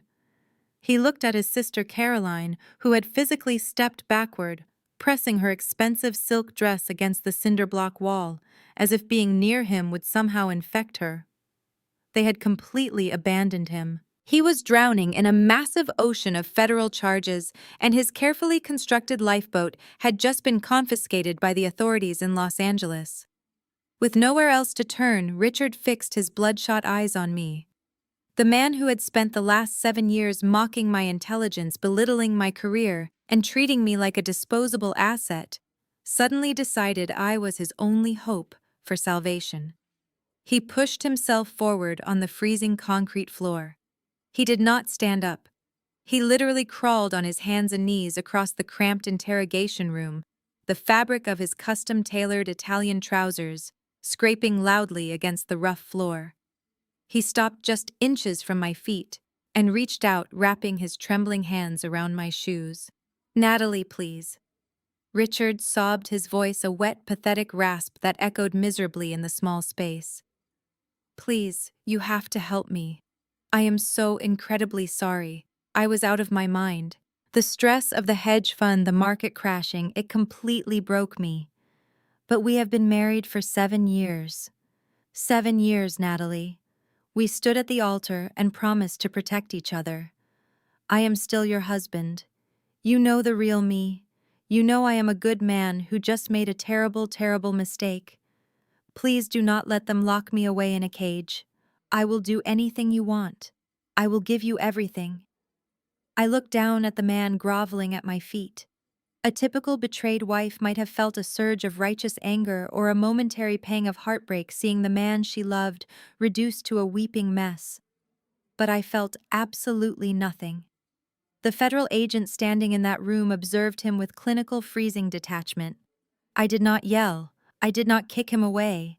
I simply took a slow, deliberate step backward, forcing his hands to fall away from me and hit the cold concrete floor. "Do not ever invoke our marriage to me again," I said, my voice cutting through the stale air like a razor blade.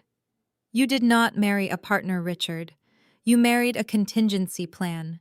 You married a built-in scapegoat because you knew from the very beginning that your financial empire was a giant illegal house of cards." Richard aggressively shook his head, fresh tears spilling down his cheeks, desperately trying to formulate a response. But I refused to let him speak. "You did not love me." I continued enunciating every single word with lethal precision, so there could be no misunderstanding. "You loved the convenience of having a submissive, quiet woman in your house who would blindly clean up your messes. You intentionally isolated me from my friends. You complained whenever I visited my parents. You conditioned me to stay inside our penthouse hunched over a laptop balancing your fraudulent ledgers while you were out living a lavish life. You groomed me to be the perfect naive fall guy."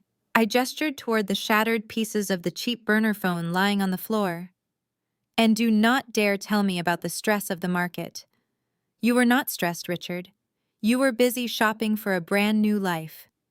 You were buying first-class plane tickets and packing untraceable cash into designer suitcases for a 24-year-old girl. You were fully prepared to let me spend the next 2 decades in a maximum security state prison while you drank expensive cocktails on a beach in South America." "Please," Richard wailed, completely ignoring the terrifying logic of my words and pressing his forehead against the concrete. "I was manipulated. She manipulated me. I only ever truly loved you. I can change. I promise I can change." "You are not crying because you feel guilty," I stated coldly, completely stripping away his last pathetic illusion. "You are crying because you got caught. You are crying because your beautiful escape route is currently sitting in an airport interrogation room, eagerly negotiating a federal plea deal to testify against you. You are crying because you finally realize that you are not the smartest person in the room. You are just a common, cowardly criminal who blindly stepped into a trap he was too incredibly arrogant to see." I looked him dead in the eye, watching the last flicker of hope permanently extinguish in his soul. "The naive, dumb wife you thought you could easily sacrifice died the exact moment you decided to frame her," I told him, delivering the absolute final blow. "I am a federal operative, and I have absolutely zero sympathy for federal targets. You need to stop looking at me and start looking at Director Keller, Richard. Because from this moment forward, the United States government is the only family you have left." Richard's pathetic sobbing slowly faded into the background as the heavy, suffocating atmosphere in the freezing interrogation room shifted once again. My attention, along with Director Keller's piercing gaze, turned entirely to Jamal. The brilliant corporate lawyer had been exceptionally quiet while his brother-in-law completely melted down on the floor. Jamal was backed into the corner, his knees pulled up to his chest, trying to make himself as small as possible. But the terrifying reality of his own situation was about to become official, and there was absolutely nowhere left for him to hide.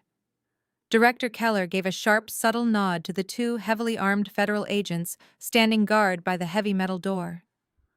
One of the agents immediately lowered his tactical rifle, letting it hang from its secure chest sling, and stepped purposefully across the freezing concrete floor. He marched straight toward Jamal, his heavy boots echoing loudly in the small space, and pulled a pair of thick steel handcuffs from his tactical belt. Jamal, the federal agent, announced, his voice a deep, booming baritone that left absolutely no room for negotiation. "You have the right to remain silent.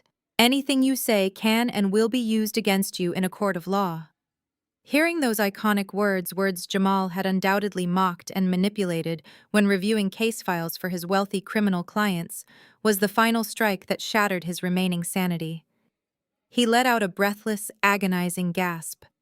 The The cognitive dissonance of a senior corporate partner being treated like a common street criminal completely broke his brain. He dropped back down to the freezing concrete floor, scrambling backward like a cornered animal, until his expensive tailored suit was pressed flat against the rough cinder block wall. "No, wait!" Jamal pleaded. His hands raised frantically in front of his face as if he could physically push the Miranda rights away. "I know my rights. I am a lawyer. I am invoking my right to counsel. I am not saying another word until I speak to a managing partner." He frantically turned his head toward his wife. Caroline was still pressed against the opposite wall, her face completely pale, her expensive silk dress trembling as she watched her entire privileged world violently collapse around her. Caroline Jamal barked, his voice cracking with sheer unadulterated desperation. "Get your phone out right now. Call Mr. Preston. Call the senior managing partner at my firm immediately. Tell him the federal government is trying to hit me with a ridiculous RICO charge. Tell him to send the entire crisis management legal team down to this precinct right now. We pay them millions of dollars a year in retainer fees for exactly this kind of emergency. Tell them I need a defense team here in 10 minutes." Caroline stared at him, completely paralyzed by fear and confusion. She slowly reached into her designer clutch, her perfectly manicured fingers shaking so badly she could barely grip her expensive smartphone. She looked like she was about to faint. Before she could even unlock the bright digital screen, Director Keller let out a sharp, dismissive laugh. "Do not bother dialing that number, ma'am," Keller said smoothly, taking a deliberate step between Caroline and her desperate husband. "You are not going to like the answer you get on the other end of the line." Keller reached into his tailored navy overcoat and pulled out his own secure government device. He tapped the screen and looked down at Jamal with absolute freezing contempt. "My agents raided your prestigious downtown law firm exactly 25 minutes ago," Counselor Keller revealed, his voice dripping with lethal precision. "When the federal government storms a corporate high-rise with warrants for international money laundering and cartel affiliation, corporate loyalty disappears very quickly." Jamal stopped breathing entirely. His dark eyes widened in absolute horror as the implications of the raid hit him. "I spoke to Mr. Preston personally before I even walked into this interrogation room," Keller continued, delivering the fatal blow without a single ounce of mercy.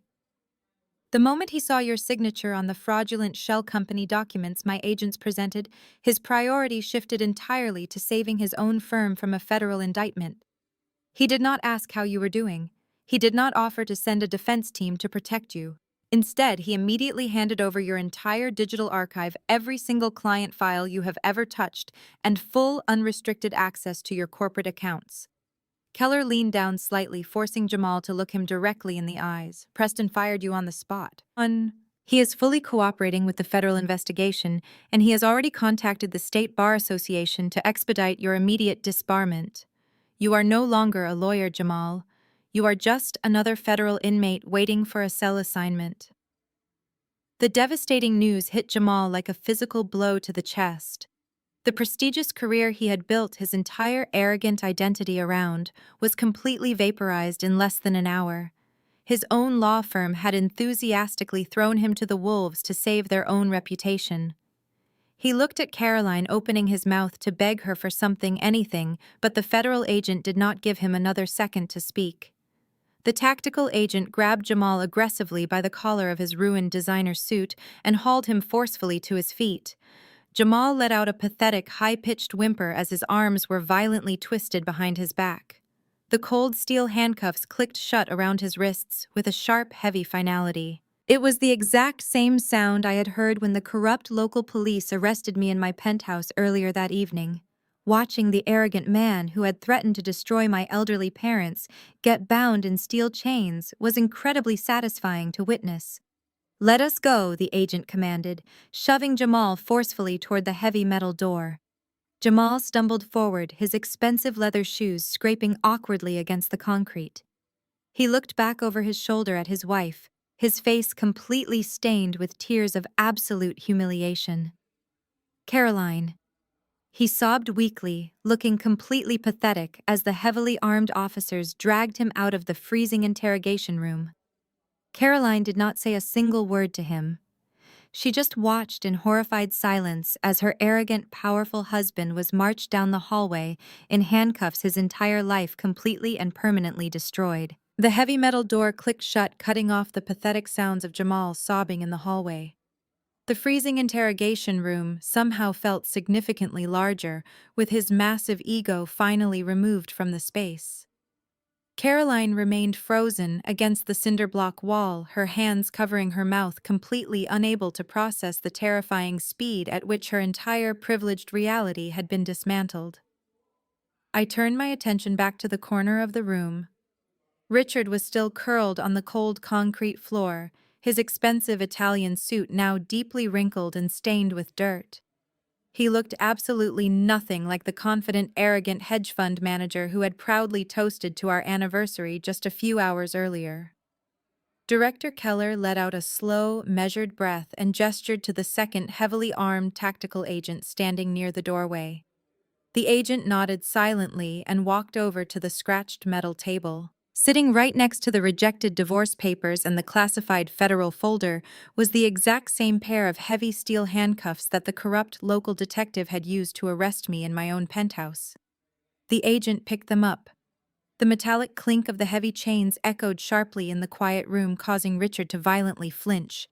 "Stand up!" the tactical agent commanded, his deep voice, leaving absolutely no room for debate or delay. Richard did not move. He kept his face buried in his hands, shaking his head frantically from side to side, as if denying the situation would somehow make the federal government disappear. The agent did not ask a second time. He reached down, grabbed Richard forcefully by the collar of his ruined designer jacket, and hauled him aggressively to his feet. Richard stumbled wildly, his legs barely able to support his own weight. He looked at me one last time, his bloodshot eyes completely wide with sheer, unadulterated terror. "Natalie, please, Richard," whispered his voice completely raw and trembling. "I am your husband. Please do not let them do this to me." "You are a federal target director," Keller interrupted smoothly, stepping forward to personally oversee the physical arrest. "And your status as a free man officially ends right now." The tactical agent grabbed Richard's right arm, twisting it firmly behind his back. Richard let out a sharp gasp of pain, but he was too incredibly weak and cowardly to actually fight back. The agent brought Richard's left arm around to meet the right. Then came the moment of absolute perfect poetic justice. The agent clamped the cold steel cuffs down hard onto Richard's wrists. The sharp mechanical click of the locking mechanism snapping into place was the most beautiful sound I had ever heard. It was the exact same pair of handcuffs he had watched me wear while he smiled and sipped his expensive scotch. The heavy metal bit into his skin exactly the way it had bitten into mine. Richard Keller stated, his voice ringing with absolute unyielding authority. "You are under arrest for federal wire fraud, international money laundering, and conspiracy to fund a known criminal syndicate. You are also being charged with unauthorized access to a classified federal terminal and attempting to obstruct a massive federal investigation. You have the right to remain silent.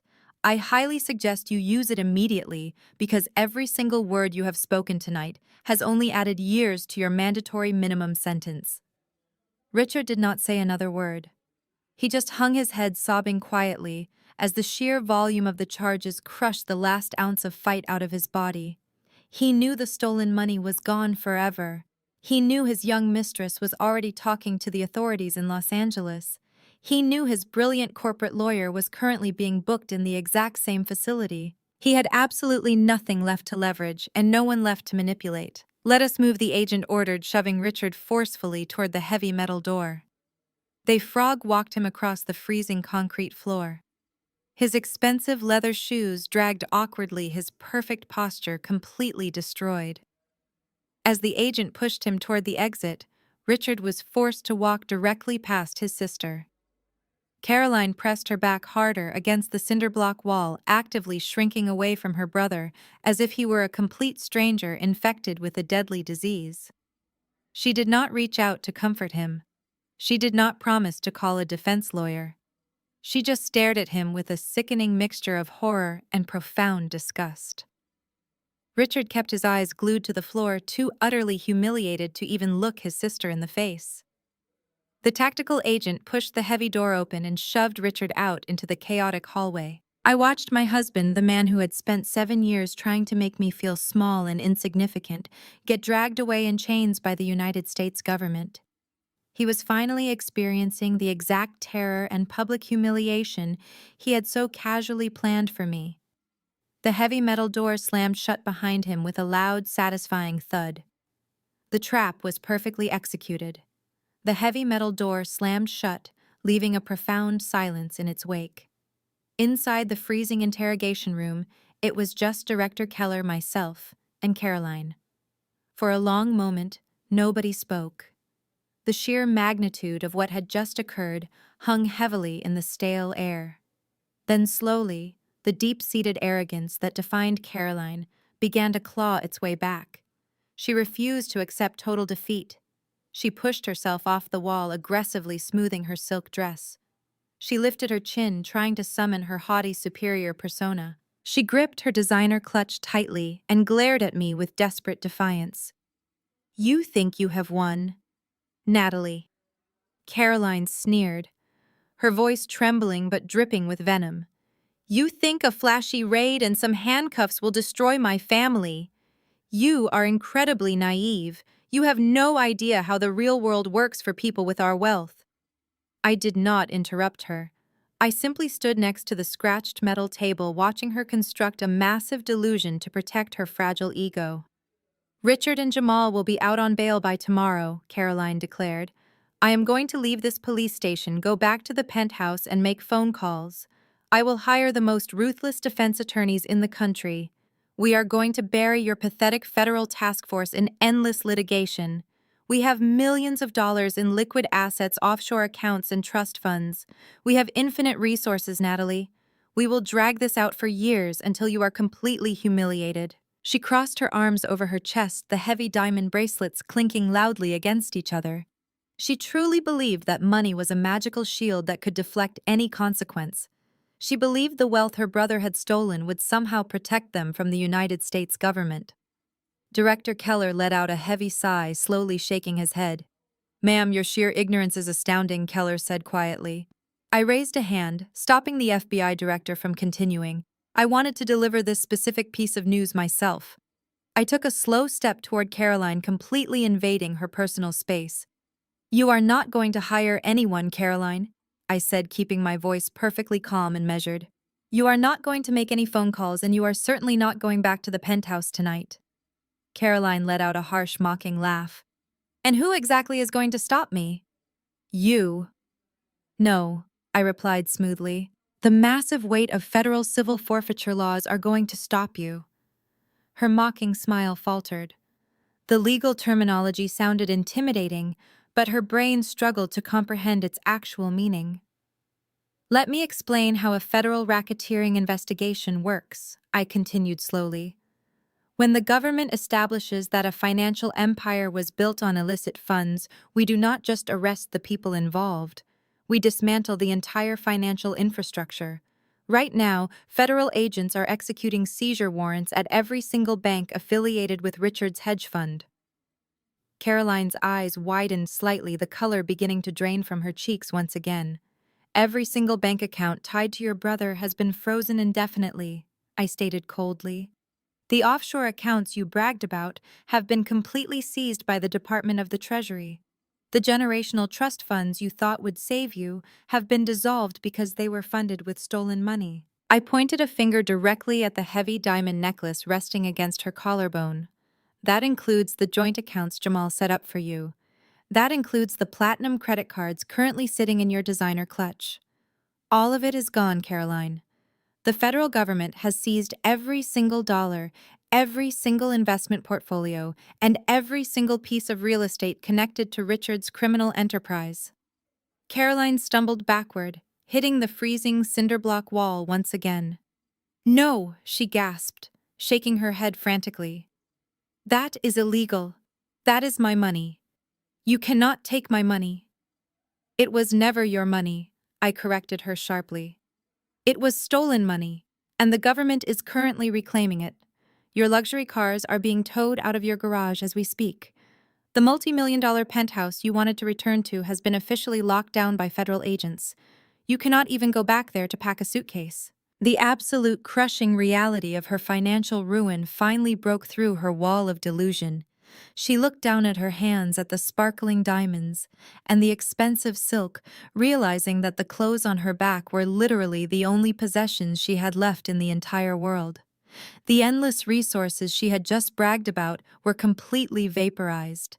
Caroline, the arrogant socialite who loved to mock anyone with less money than her, was suddenly utterly and permanently broke.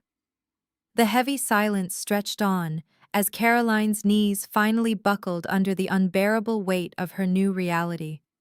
The arrogant socialite, who had spent her entire adult life treating service workers like garbage and flaunting her stolen wealth, collapsed onto the freezing concrete floor.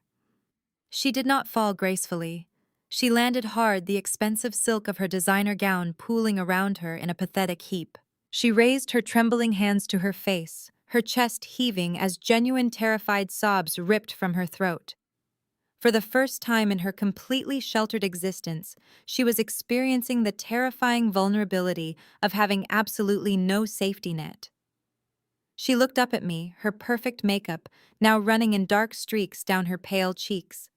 She crawled forward a few inches, reaching her shaking hands toward my shoes, though she stopped just short of actually touching me. "Natalie," she pleaded, her shrill voice broken and desperate. "You cannot just let them take everything. I did not know what Richard and Jamal were doing.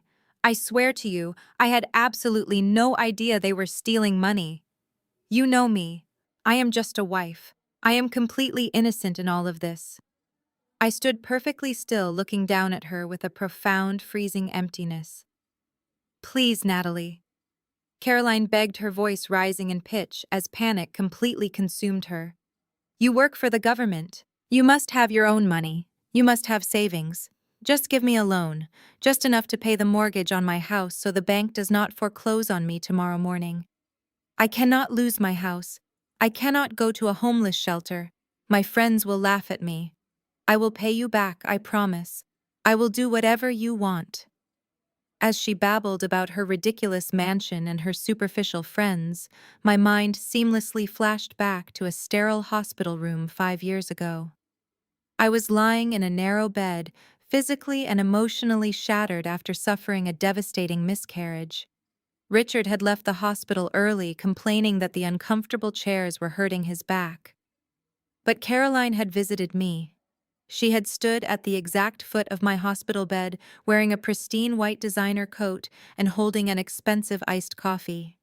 I remembered the cold, disgusted look on her face as she watched me cry over the loss of my unborn child.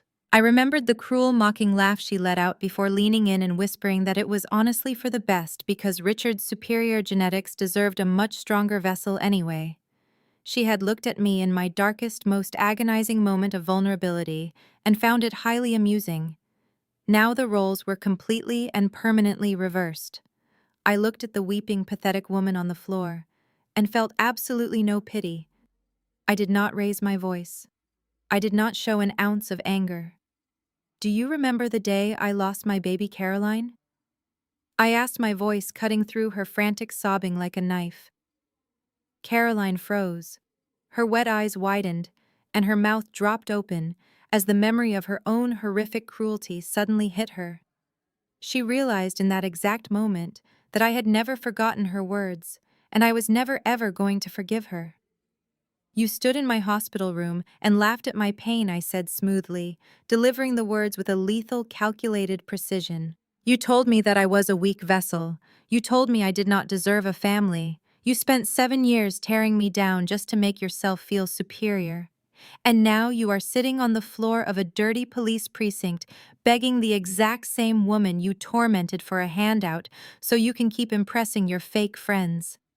Caroline let out a weak, pathetic gasp, shaking her head as if trying to deny the past, but she had absolutely no defense. "I am not giving you a single dollar," I told her, finalizing her total destruction. "The federal government is going to seize your house. They are going to auction off your cars, your furniture, and every piece of jewelry you are currently wearing. You are going to walk out of this precinct with absolutely nothing but the clothes on your back. What am I supposed to do?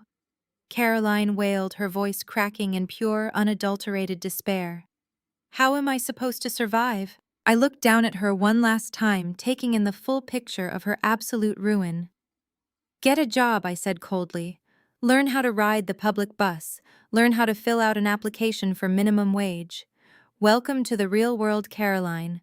I highly suggest you get used to it. I did not wait for her to respond. I turned my back on her completely. I looked at Director Keller, who gave me a firm, respectful nod. We are done here, Thomas, I said quietly. I walked out of the freezing interrogation room, my head held high, leaving Caroline screaming and sobbing on the cold concrete floor. The sound of her despair faded away as I stepped into the bustling hallway, finally leaving the toxic nightmare of my marriage behind me forever. 3 months passed in the blink of an eye. The freezing winter winds of Chicago gave way to the early signs of spring, but inside the heavy oak doors of the federal courthouse, the atmosphere was as cold and unforgiving as ever. I sat quietly in the back row of the massive courtroom dressed in a sharp black suit. I was no longer the submissive housewife hiding in the shadows of a luxury penthouse. I was present in my official capacity as a senior operative for the federal government there to witness the final chapter of a criminal enterprise I had personally dismantled. The heavy wooden side door creaked open, and the entire gallery fell completely silent. A line of armed federal marshals stepped into the room, followed closely by the prisoners. It was almost impossible to reconcile the two men shuffling into the courtroom with the arrogant, powerful figures they had been just 90 days ago.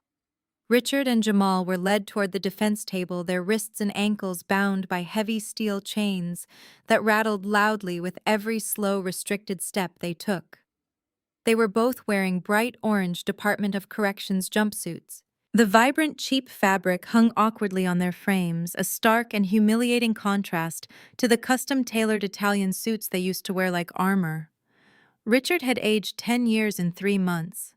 His meticulously styled hair was thinning and unkempt, and his face was drawn and pale, completely drained of the smug superiority that had defined his entire life. Jamal looked even worse. The brilliant corporate lawyer walked with a permanent slump in his shoulders. His dark eyes were completely hollow, staring blankly at the polished wooden floor. He had lost the one thing he valued above all else, his absolute control. I let my gaze drift across the packed gallery. Sitting 3 rows ahead of me was Caroline. She was completely unrecognizable. The heavy diamond jewelry and expensive silk dresses were gone, replaced by a cheap faded blouse and a worn-out coat. Her designer hair was tied back in a messy knot. I knew from the federal asset forfeiture reports that she had been evicted from her mansion weeks ago. She was currently renting a tiny one-bedroom apartment on the outskirts of the city and taking the public bus to her new job working the cash register at a local grocery store. Every single one of her wealthy socialite friends had abandoned her the moment her bank accounts were frozen. She sat completely alone in the courtroom, refusing to even look at her brother or her husband. The federal judge, a stern woman with zero tolerance for corporate criminals, took her seat at the high bench. She looked down at Richard and Jamal with absolute disgust. She did not waste time with long speeches or theatrical delays. She read through the massive list of federal charges with rapid, lethal precision: wire fraud, international money laundering, conspiracy to fund a criminal syndicate, unauthorized access to a classified federal terminal. Every single charge carried a devastating mandatory minimum sentence. When she finally asked if the defendants had anything to say before sentencing, Richard slowly approached the microphone. He opened his mouth, perhaps to offer another pathetic apology or to beg for a lighter sentence, but no words came out. He simply lowered his head and began to weep quietly. Jamal did not even try to stand. He just sat at the table, his chained hands resting on the wood, completely broken. The judge slammed her heavy wooden gavel down. She sentenced both Richard and Jamal to 25 years in a maximum security federal penitentiary, strictly without the possibility of parole. 25 years. They would be old, forgotten men by the time they ever saw the outside of a concrete cell again. The aftermath of their arrest had been swift and utterly merciless. The fake empire Richard had built was completely dismantled. His hedge fund had been entirely liquidated by the federal government, every single stolen dollar painstakingly tracked and returned to the defrauded investors. The luxury penthouse had been seized and sold at a government auction. Jamal had been publicly disbarred, and his prestigious law firm had erased every single mention of his name from their corporate history. They were erased from the world of the wealthy elite as if they had never existed at all.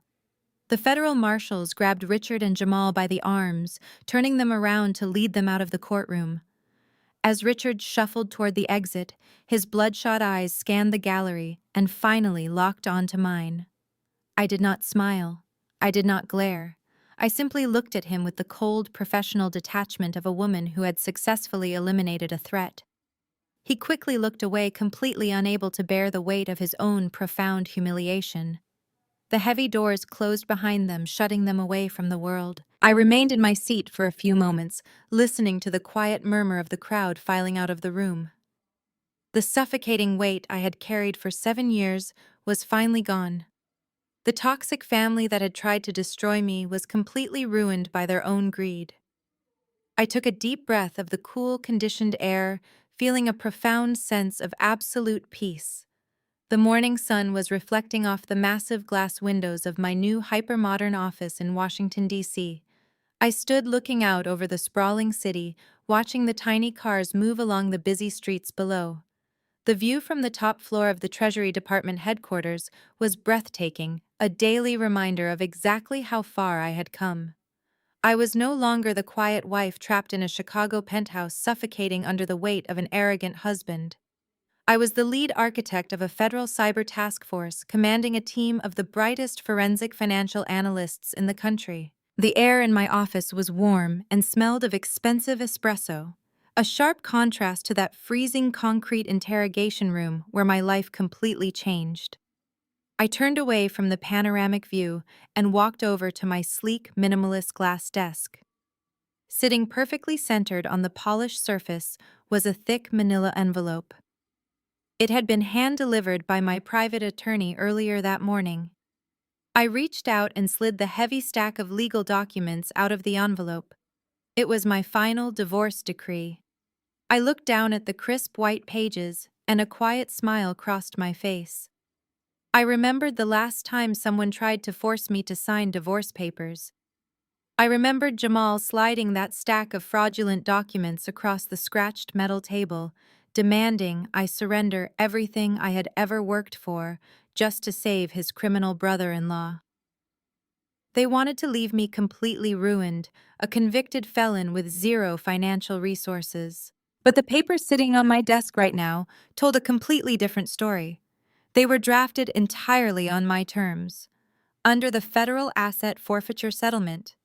And because of Richard's absolute inability to contest anything from a maximum security prison cell, I dictated every single condition of this separation. I kept my entire personal savings. I kept my retirement accounts. I kept the massive civil compensation awarded to me for the financial abuse and emotional manipulation I suffered for 7 years. Richard was legally stripped of his right to ever contact me again. I picked up my favorite silver fountain pen, unscrewed the cap, and firmly pressed the metal nib against the bottom line of the final page. I signed my name with strong, deliberate strokes. I did not hesitate for a single second. The sharp click of the pen cap snapping back into place sounded like a lock securing the door to my past forever. I sat back in my leather ergonomic chair and took a deep, refreshing breath of absolute freedom. If you are watching this right now and you feel trapped by someone who constantly makes you feel small, I want you to listen to me very carefully. Abusers rely entirely on your silence. They build their fragile empires on the assumption that you will never be smart enough, brave enough, or strong enough to fight back. They weaponize your loyalty and use your patience as a doormat. But their greatest weakness is always their own blinding arrogance. They become so completely convinced of their own superiority that they stop paying attention to the quiet strength growing right in front of them. Never let anyone convince you that your worth is tied to their conditional approval. You do not have to scream and shout to be powerful. Sometimes the most devastating response you can give an abuser is to let them dig their own grave while you quietly map out your exit strategy. Use their severe underestimation of you as your greatest weapon. Let them think you are just a helpless pawn while you quietly position yourself to take control of the entire board. When the time is right, you do not just survive their vicious attacks. You outsmart them, you dismantle their control over your life, and you walk away an absolute queen. My name is Natalie. I survived a massive federal setup orchestrated by my own family, and I turned their brilliant trap into their absolute destruction. Thank you so much for following my journey to the end. Have you ever had to walk away from a toxic relationship and rebuild your life from scratch? I would love to hear your incredible stories of triumph and resilience in the comments below. Please hit the like button, subscribe to the channel, and share this video with anyone who needs a reminder that they are infinitely more powerful than the people trying to hold them down. Always remember, the best revenge is not just surviving. The best revenge is massive, undeniable success. Until next time, stay strong, know your absolute worth, and never be afraid to take back your crown. The story of Natalie's breathtaking triumph over her husband Richard and brother-in-law Jamal serves as a powerful masterclass in the dangers of arrogance and the hidden strength of silence. If there is one profound lesson to be extracted from this narrative, it is this: never mistake someone's patience or quiet demeanor for weakness or lack of intelligence. Throughout the story, Richard and Jamal built their entire criminal foundation on a fatal assumption. They equated volume with power and submissiveness with stupidity. Because Natalie did not loudly demand respect or fight back against their daily gaslighting, they falsely categorized her as a naive pawn. They were so blinded by their own narcissism and privilege that they could not fathom the idea of the quiet wife being the smartest person in the room. Their prejudice ultimately became the very blind spot that led them straight into a federal prison. Conversely, Natalie teaches us that the most formidable power often operates in total silence. Instead of reacting emotionally to their cruel insults or begging for validation from people who were committed to misunderstanding her, she used their underestimation as her greatest weapon. She allowed her abusers to comfortably dig their own graves with their overconfidence. True resilience is not always about screaming the loudest when you are wronged. It is about knowing your own undeniable worth, meticulously preparing your boundaries, and striking back with absolute irrefutable finality when the time is right. This narrative reminds us that those who quietly observe often hold the most power. It is a testament to the fact that your worth is not defined by how others treat you, but by how you choose to protect yourself. If you have ever been underestimated or manipulated, take a step back today. Recognize your own hidden strength and start quietly building the foundation for your own victorious comeback.